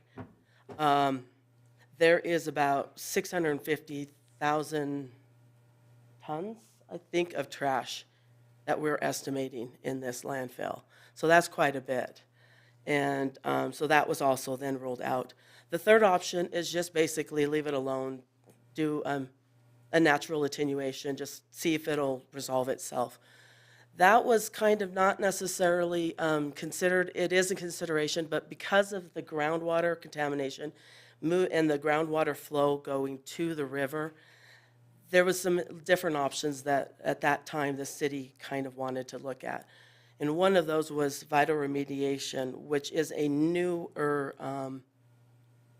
process. And I got ahead of myself, sorry. Here's the existing landfill with where we know some of the trenches are. Because we've done potholes and studied that area. So we have defined the limits of the trash. And again, groundwater is headed towards the river, because we also do the monitoring on those. And with that, coming back to the the second portion of the corrective action report was the vital remediation. It's a newer to Wyoming system of dealing with contamination. So DEQ kind of looked at it and went, well, this might be a good site. Let's see what happens. At the time, City Council also agreed, let's look and see if this is a good site for it. So we have, for the last 3 years, Enberg Miller, along with Bart, who is with Sand County Environmental, have been doing a pilot study. And I'm going to turn it over to Bart because he's the expert. Thank you, Don. Mr. Saxton, go ahead. Thanks, folks. Can you hear me okay? We can hear you all right. Okay. All right. I'm going to kind of go forward to the page that shows where the groundwater flow is. It says existing site with current information. Okay, got it. Okay. So the landfill, as said, the groundwater is flowing towards the Wind River. If you've ever been out there, it's built up on a terrace. And so as you come down off the landfill, it drops down lower in elevation, and the groundwater comes very close to the ground, often within 3 to 5 feet of the surface. So this is one of the considerations we look at in terms of phytoremediation. Can we access the impacted soil, or in this case, groundwater, with the trees? And 3 to 5 feet is a very easy reach for the trees. Going to the next one then, where we have a summation of phytoremediation. What we're doing, it's no different than what the city does with their composting piles or with their wastewater treatment plant. We're really managing natural processes to clean up environmental contamination. And so on the right, you can see a diagram showing a tree and talking about the different ways that trees or plants in general can affect phytoremediation. The two main ones that are going to take place or are taking place at the Riverton landfill is up on the very top, where we talk about phytovolatilization. Trees, especially the trees we're using, willows, hybrid poplars, cottonwoods, they'll take up a lot of water if it's available. And so when they take up that water, if vinyl chloride or other volatile organic chemicals, or what we call VOCs, are in that, they will get transpired out of the tree and into the atmosphere just as the water does. What happens is a lot of these VOCs will photodegrade. The sunlight will actually break them down. That's a relatively minor part, but it is a part that will occur, and it can be important because we're dealing with very low levels of VOC concentrations here. The main one that happens is down in the bottom that has the orange circle around it. It's called rhizodegradation. And so when you have a planted soil, that soil is going to have 100 to 1,000,000 times more microbes, bacteria, fungi, actinomycetes, or what wastewater people just all call bugs, in the soil than if it is not planted. And the reason for that is because of those plant roots. Some of the microbes have symbiotic relationships. They depend on the roots, and the roots depend on them. The roots act as pumps. So when we talk about pump and treat, planting trees is another way of doing pump and treat, because the trees act as the pump and the microbes will act as the treatment, just like in a wastewater treatment plant. So if we have a much greater population, we not only have more bugs, we have more types of bugs. And the more likely it is that a certain percentage of those bugs will produce a certain enzyme that is going to dechlorinate vinyl chloride and accelerate its breakdown. And that's what we're going for, is trying to set up an environment that if we have a good place for the trees to grow, the microbes will be also involved in the subsurface in the soil. And what we do when we plant these trees is we amend the soil, and in the trial we use City of Riverton compost and City of Riverton biosolids. And I used to be a solid waste manager in northern Wisconsin. I have to compliment those products. Are gorgeous, very, very good, and very useful for what we're doing here. And again, it's just making the trees happy and the bugs happy. So if you have space and if you have time, phytoremediation might work for you. We decided to do a trial because there's tough conditions at this site. The primary thing is we have sodic soils, high sodium soils, and those can be a challenge for trees. We'll talk about some of the specific challenges we dealt with in sodic soils and how we overcame them. The other things we deal with are in that lower left-hand corner. So we have deer.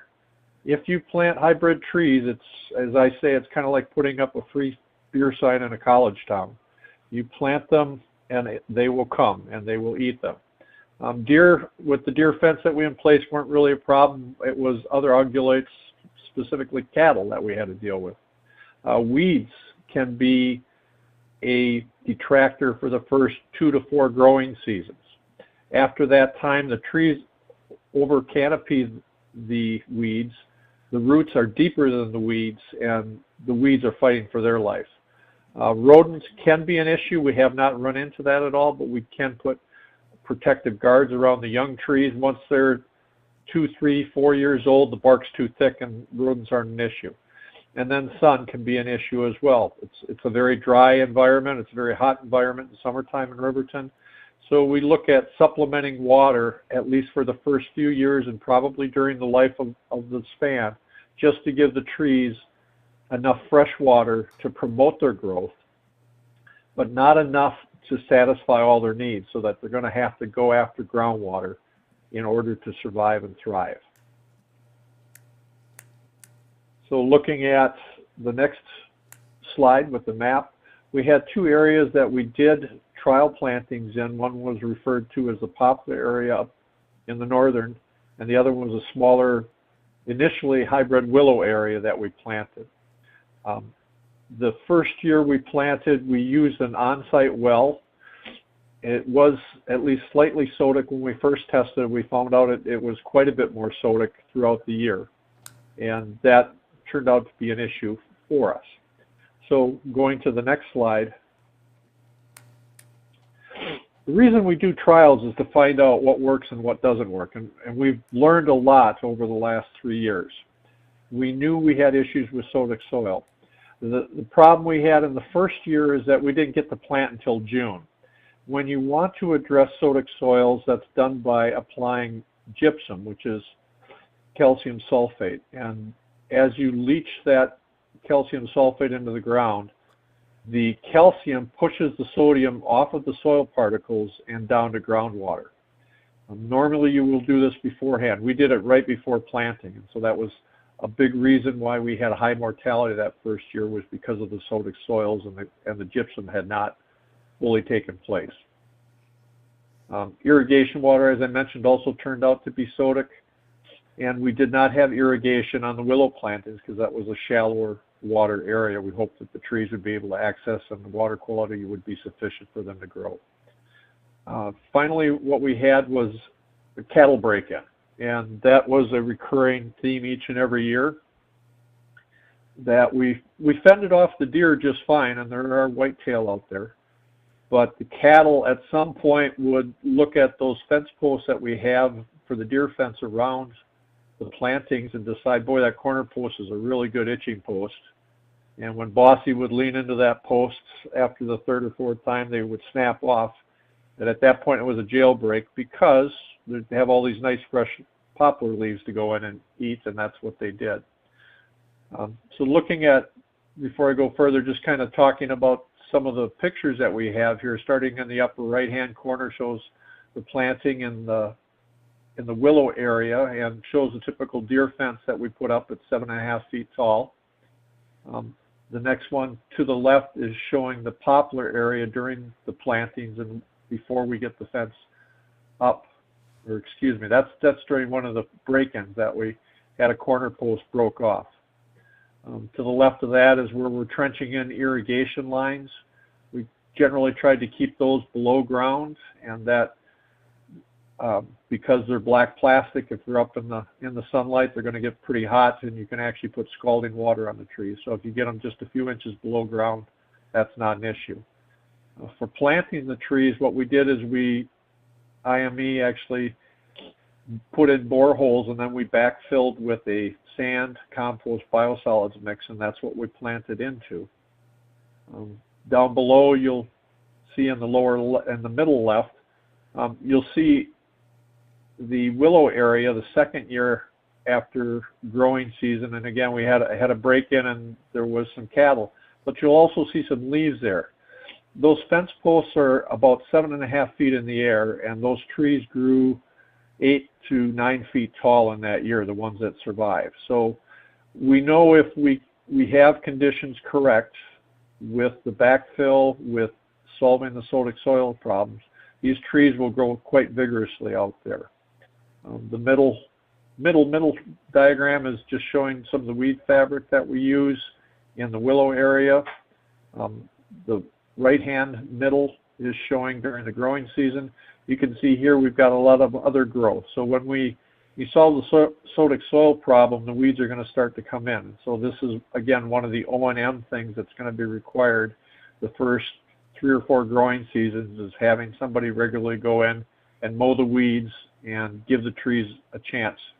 On the lower left-hand, that's what it looks like when Bossie's had her way with a hybrid poplar tree. And in the middle bottom, those are the culprits I've been speaking of. And the further right, again, you'll see some of the trees that are growing and doing well. What we found is we've identified 5 different tree types that we know will work very well here. And those include 2 cottonwoods, eastern cottonwoods, that were developed, are produced by the State of Wyoming nursery. One is specifically adapted to sodic soils, and the other one has a moderate tolerance of sodic soils, or known as Plains and Daniels. We also used what's called an Iowa willow, and then 2 hybrid poplar trees, which are crosses between eastern cottonwood and black poplar. And all of those trees did very well. So when we look to go forward, those are the trees we'd like to use. You never put all your eggs in one basket, so you're going to plant different tree species. So in case there's a specific disease or pest or rodent that really likes one kind, they probably are not going to take out all of your trees at the same time. In the bottom right-hand corner, that's really what the pilot did. It answers the heck no or maybe question, as I say, and from what I've seen, we could definitely grow trees here, and if we can grow trees, we can affect phytoremediation on the contaminants in the groundwater. Yeah. But in order to do that, what we'll need to do, and what we're proposing to do, is if we are going to plant in 2024, is we would actually do the site preparation this fall. That would include a gypsum application, pulling off all of the vegetation, setting up irrigation and beginning watering so that we're getting that calcium moving through the soil profile, displacing the sodium. We had a number of problems last year when we switched from city hydrant water to reclaimed or recycled water, that we had a number of joints in the irrigation line going from up near the fire training academy all the way down to the landfill, far side of the landfill, that we had breaks in there. And we actually had about a 6-week period where we didn't have a whole lot of irrigation going onto the trees. That again added to the mortality, but we also identified that the Iowa willow did just fine without the irrigation. We found that planting early in May is the prime time there. In the first planting, again, we didn't get that in until June. But you can have a couple frosts come in after they're planted. but you want them to start to develop roots before you get too many leaves and it gets too hot, because those roots need to develop so that you have enough root mass that they can support the leaves and their evapotranspiration. For answering the cattle question, we will be putting in double barbed wire outside of the deer fence, solar electric fencing around that. If I had my way, I'd probably add a couple claymore mines to that too, but I don't think you guys or DEQ would want me to do that. So we'd have regular weed controls. There you go.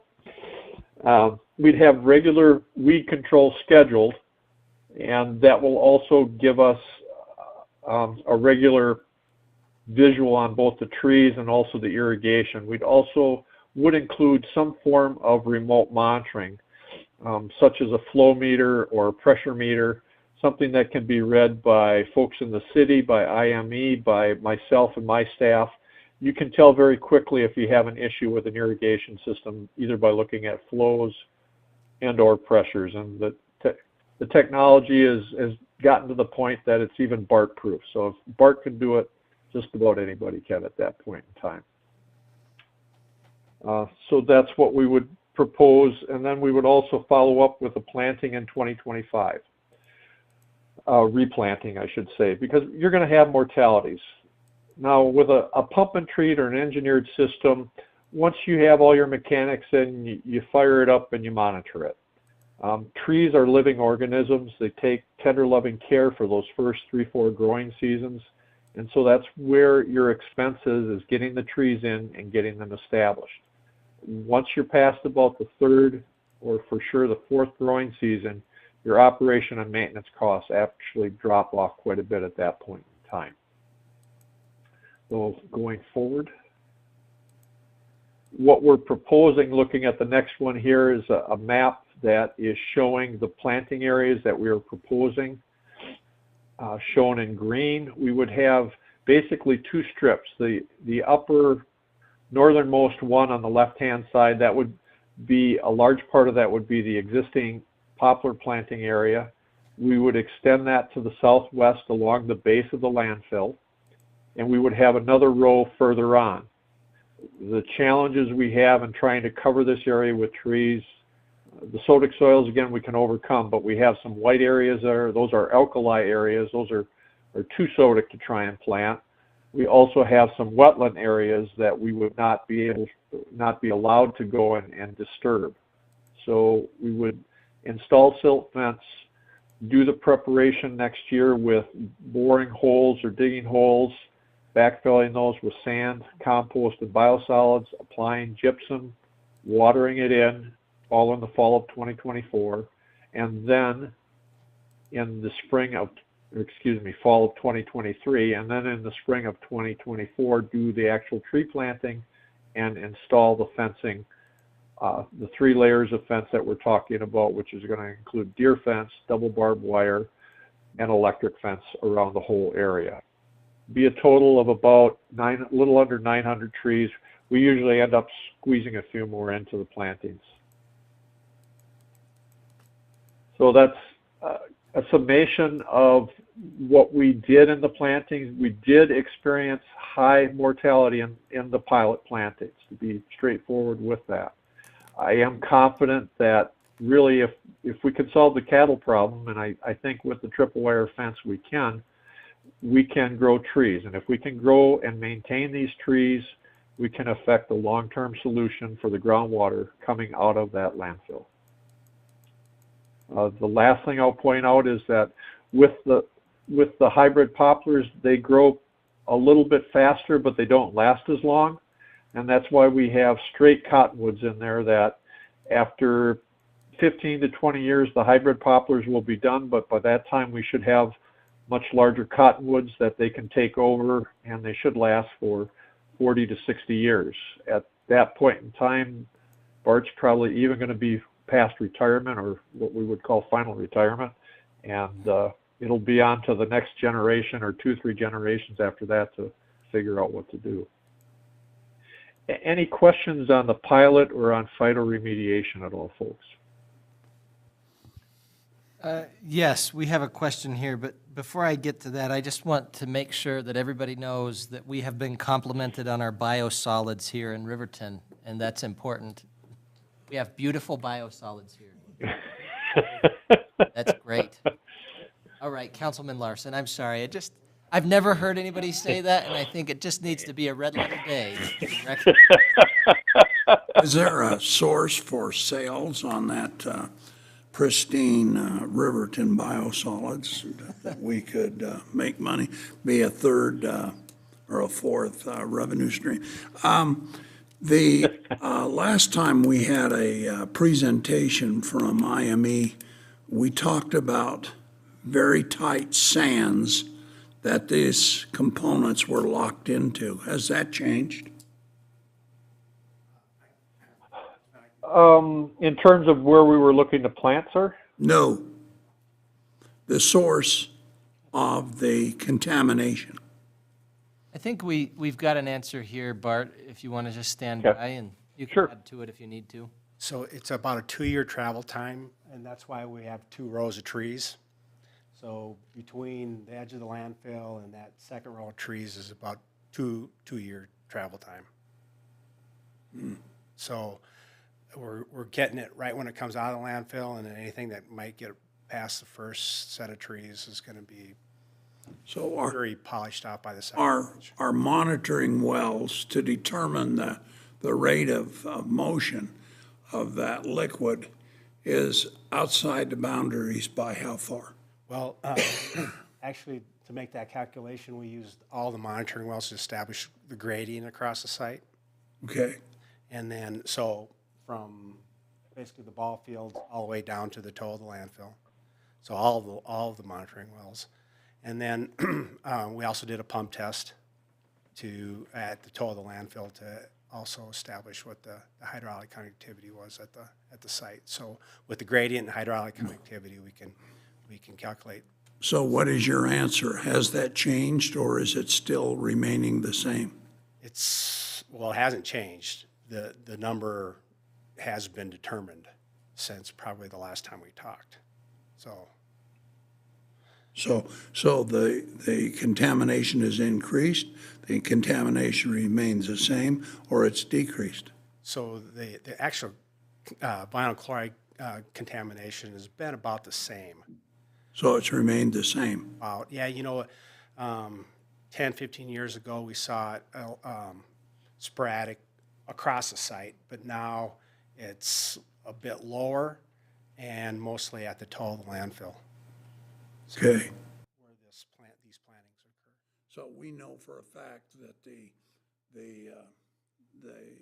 forest is catching that and stopping that from going into the neighboring Wind River. That's the plan. No, I did ask that question. I know what the plan is. We are stopping it. Your Honor, perhaps I can help. As far as the question to whether or not we're stopping it, we haven't had enough implementation at this time, so the scale's not large enough in order to affect the contaminants. I think really what we're trying to show is whether or not the trees can take root. And then once the full-scale implementation happens, the scale will be large enough to hopefully impact the contaminants and I hope that's getting to the question you're asking. Okay. And this technology has had a lot of success dealing with what we have here at the landfill. Okay. And the other thing about this is the DEQ contribute, their 75, 25% contribution to this. That ends in 10 years. So if we do a mechanical, like a pump and treat, it's going to go on forever. And after 10 years, the city of Riverton would be left with a remediation system that they'd have to do O&M all on their own. This system, once we get it up and running, ideally, besides maybe some monitoring and some care early on, would take care of itself. And the one thing none of us know is what might happen 10, 15 years down the road if there's something else that might come out of the landfill that we haven't detected yet.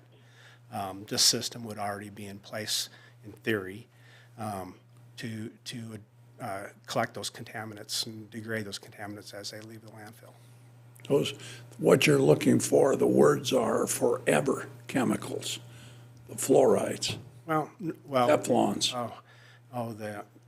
Yeah, we haven't had to deal with that yet, but that'll be coming soon. Well, we're dealing with it on solid waste right now. Anyway, thank you. So I guess the point is It'll we can show that it'll work elsewhere.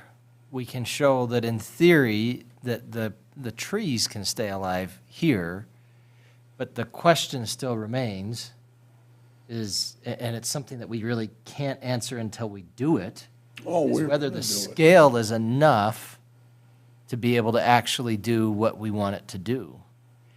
And I guess I'm also thinking ahead, you know, we've got these beautiful trees out there, and they're there for a reason, but at the same time, it seems like it's a waste to have a lot of trees and not have it be something besides just random trees in the middle of an old landfill in Riverton. I think that's where Hancock Park is going. Yeah, I hope not. I do not want a park named after me in the landfill. That's just got a weird idea to it.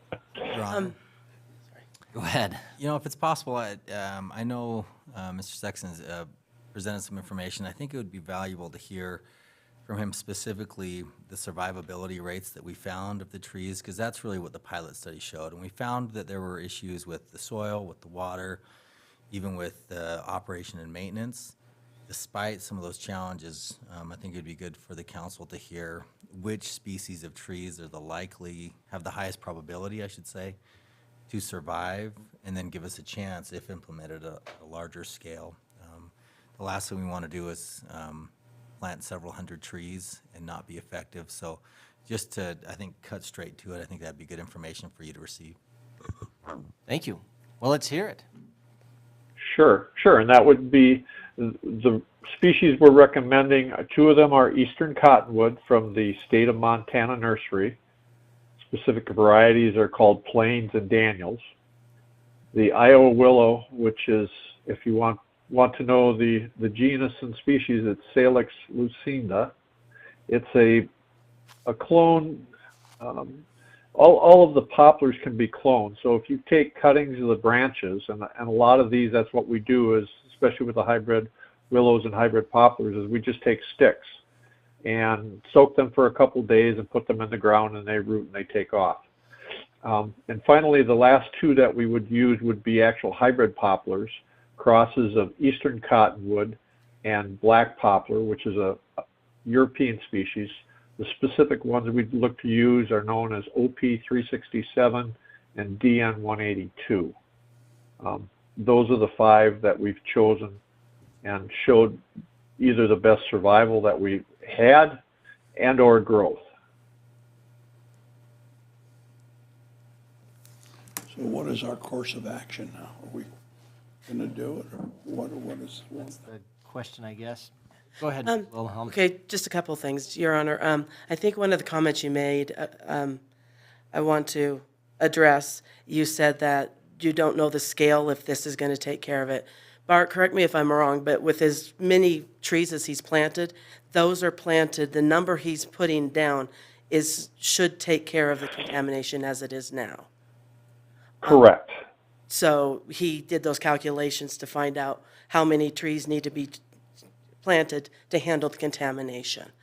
As Eric was stating, we did update an estimate, cost estimate, which, sorry, it looks a little blurry, but to enter into the DEQ's landfill remediation program, you would have to go through those steps. And what it would provide is, like Eric said, a 75-25. So they would pay 75% of the cost to implement this, and the city would have 25%. All of the things, these corrective action studies, the pilot program we did, the money that the city has outlaid to us for those reports and the study, those actually are credited to you guys for your 25%. So it will go towards your 25%. So the money that you guys have already expended in looking into this situation is not necessarily all for nothing. Once the DEQ, if you guys decide to go to the DEQ and enter into the program, it will be, you would, go ahead and start implementing this. We would do it, we beefed up the monitoring of the pilot study. We basically went out once a month. When they were first planned, I think we went out twice a month, but then towards the end, we did just once a month. We would kind of recommend beefing that up, the visits just a little bit to identify problems earlier, that rather than let them go along. The other thing is, like Eric said, that if you enter that program, DEQ is only going to help you with the costs for this system for 10 years. You basically have to do, you guys are liable for all of for cleaning up the groundwater until it basically satisfies DEQ, which who knows when that is. With this system, because it's not mechanical, it is living, planting trees. You guys do have, tree board. You guys have people who do weed whacking, and you've got mowers and stuff. You've got the wastewater treatment plant down there that can look over the hill and say, okay, yeah, it looks, you do have personnel that can look at this, kind of take over the maintenance of it after the trees are well established. With the mechanical system, they turn loose of it at 10 years. I think, isn't it 20 years? I think you have to at least have it operate for 20 years. If those mechanical systems break down and stuff, you guys are fully liable for those costs after the first 10 years. So, but I guess the next action would be to decide if you want to go full implementation on this.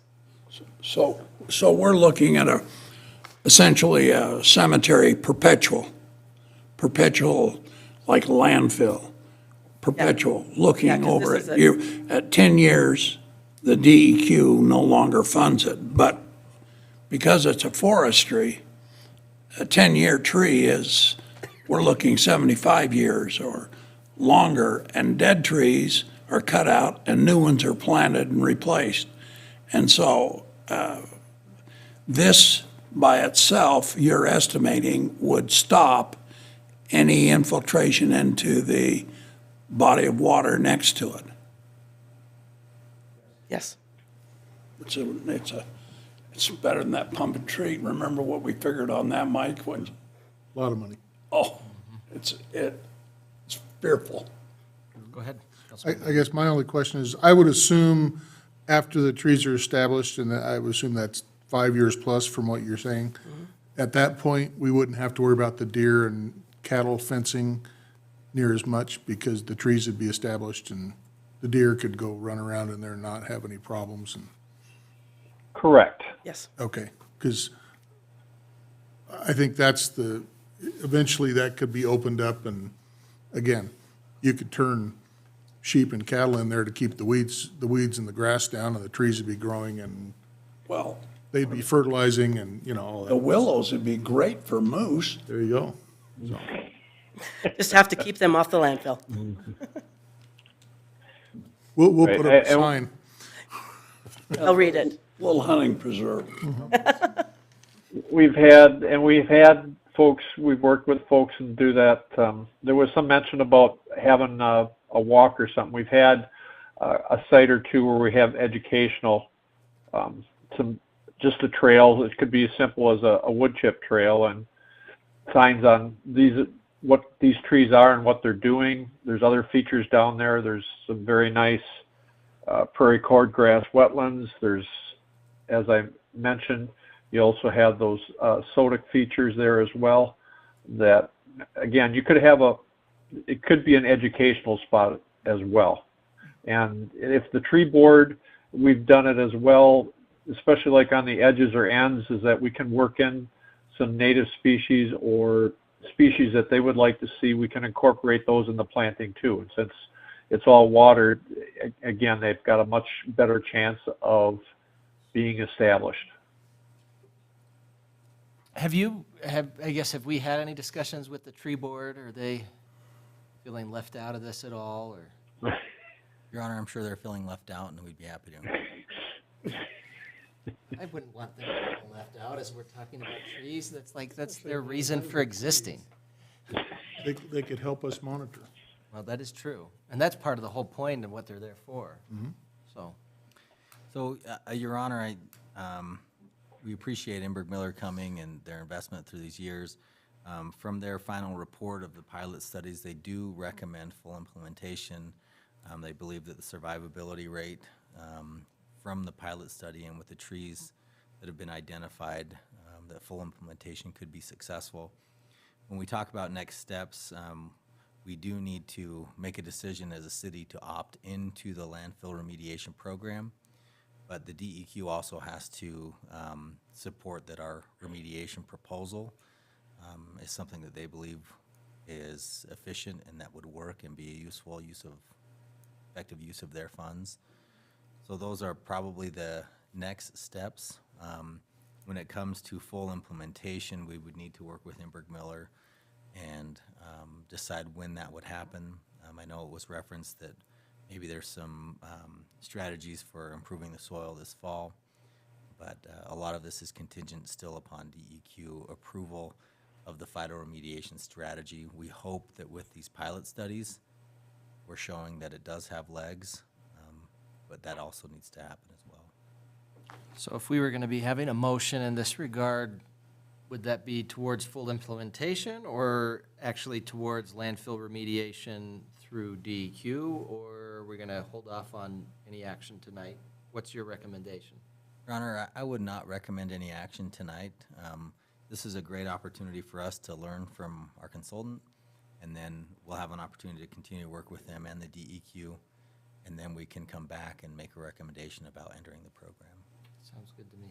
Councilman Larson. So this is not a need to do it super quick. We have some space, so we could hire the engineering facility to write a proposal for the DEQ to accept with this data and include us in their future planning for remediation of this vexing chloride situation. And we could do that within the next 6 months or the next 3 months. Your Honor, fortunately, I think we're a little bit ahead of the curve on that. Mr. Eggleston and Ember Miller have already met with the DEQ. They've presented the final report, and so we're waiting for the DEQ to issue their comment, and then we can discuss it more with them. I know Ember Miller has proposed an extension for operation and maintenance and monitoring as it comes up into this upcoming fiscal year, and you will see that as part of our budget proposals for capital improvements. Oh, good. So recommendation of staff is not for any action tonight. Any other discussion on that? Thank you very much. I appreciate it. I still think that's going to go down as one of my favorite compliments to our city is that we have beautiful biosolids. That's good. And I'd like to also thank Brian Eggleston and his folks, and especially Brett Dale and the folks at the wastewater treatment plant.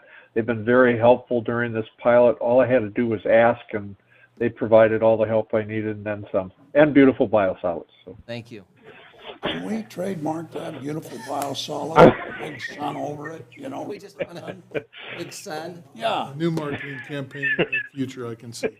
Sun, Yeah. between two mountains. Yeah. Yeah. I want a Daylight Donuts commission on that then, though. Yeah. Well, thank you very much, Bart. I appreciate your presentation, and I'm sure we'll be talking more. So, and thank you very much, Ms. Wilhelm and IME. So. Thank you. All right. Good deal. Thanks, If you have any folks. questions, just reach out to us and we'll, or work through Brian and we'll get the answers. Thank you. All right. Well, we are at the end of our meeting, council committee reports and council members roundtable. Councilman Larson, do you want to start us off tonight? Yes. I propose that we start manufacturing biosolids, beautiful biosolids, and we can pay for salary increases. I met yesterday, today's Tuesday, yesterday was Monday, met with solid waste, and we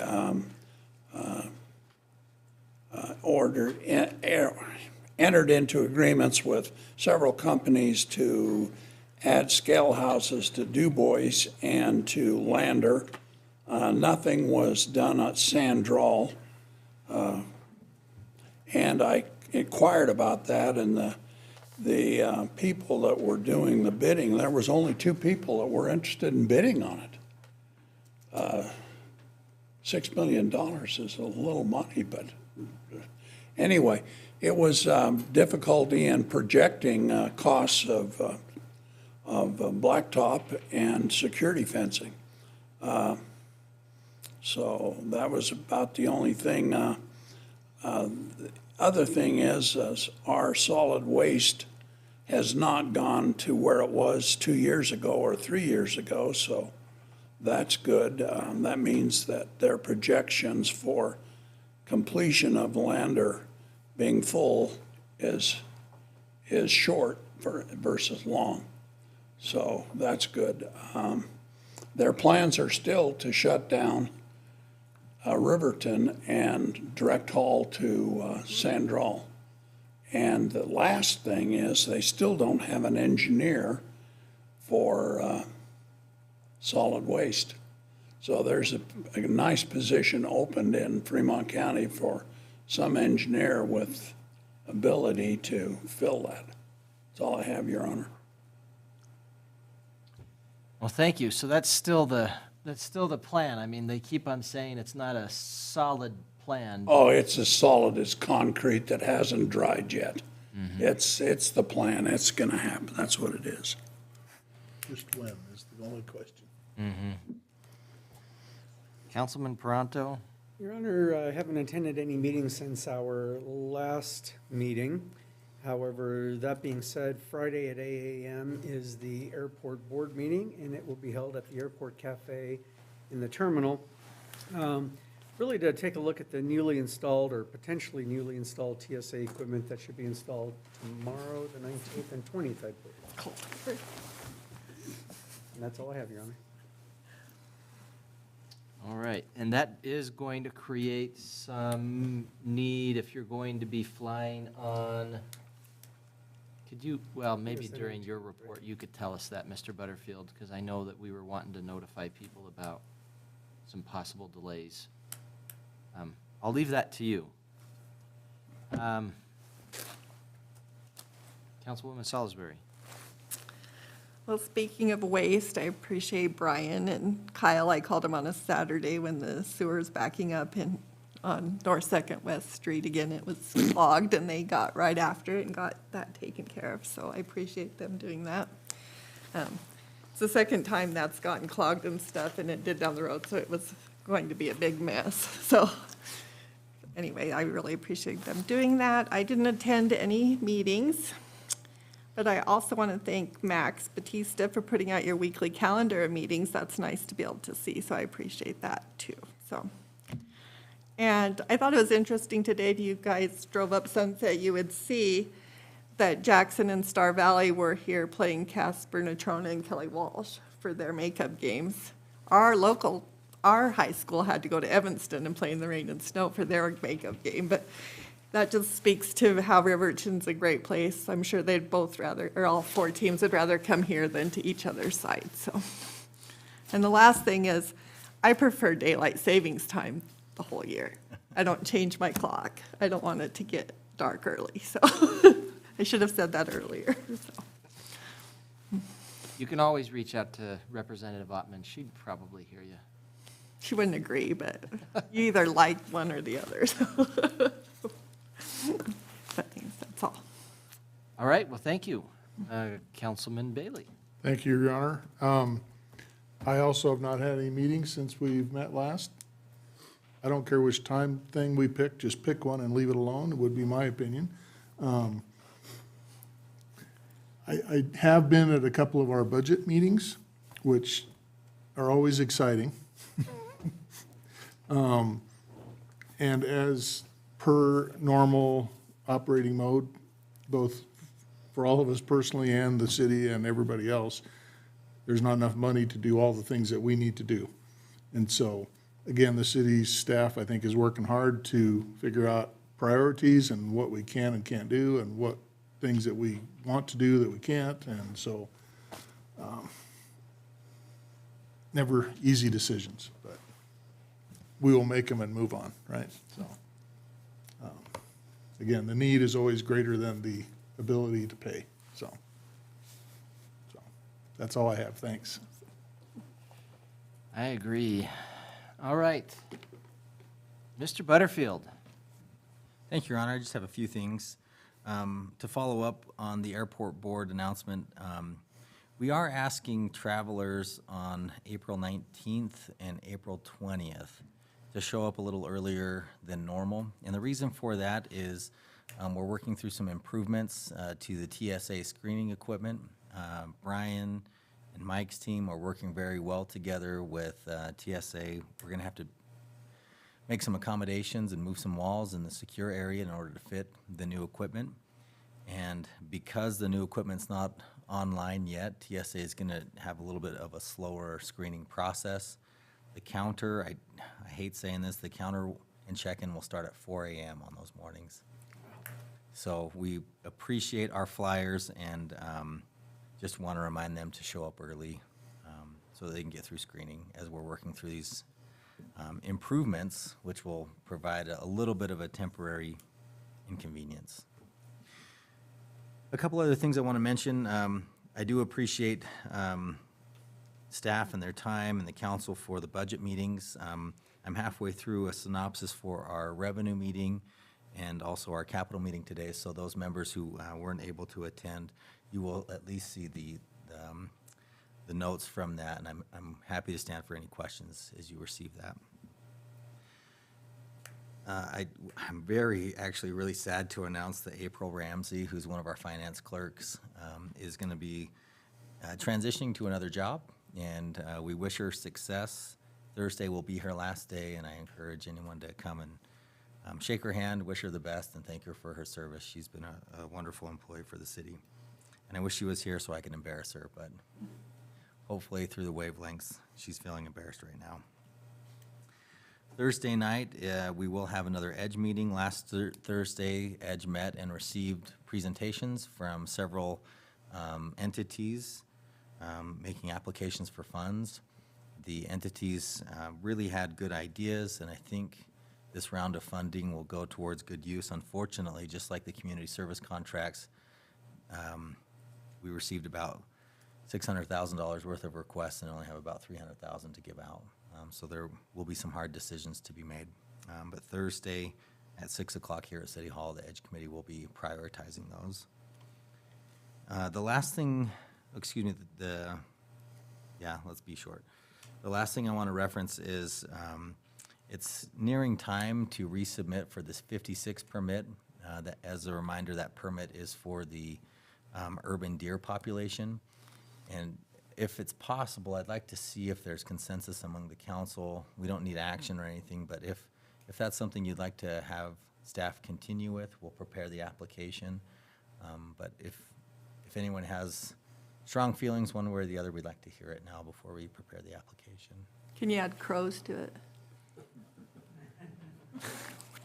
Sure, what the heck?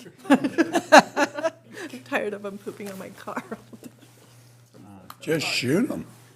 That's what my daughter used to do in high school. Oh, yeah. They're the BB gun. Yeah.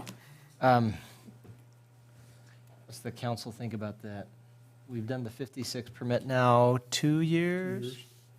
How many deer did we get last year? Your Honor, I'll have to look that up. I don't think we've done it long enough to make it good. I think we should at least do it a minimum of 5 years just to see if we put a dent in it. Well, we did get a thank you note from the First Lady because some of the meat from that was donated to her hunger initiative and that sort of thing, and so she likes it. The difference between us shooting them or us knocking them down there across from CWC, those go directly into a landfill. They never get to the public. So, You mean them getting hit? yeah. We're just running over them. Yeah, running over them is not gonna, that might help a bald eagle or a golden eagle, but it doesn't help monitor or regulate at all. So the answer is yes. we But it should does help the continue it. body shops. We do have the roadkill. There is a new statute that does allow for you to be taking roadkill if you're interested. So again, the answer is yes. Thumper. I think, Mr. Butterfield, my impression is that the council is All for it. supportive of the Continue. 6 permit continuing. Thank you, Your Honor and Council. We will prepare the application, and I did look it up. Last year, 23 deer were harvested during the program time period. 5 of those tested positive for chronic wasting disease.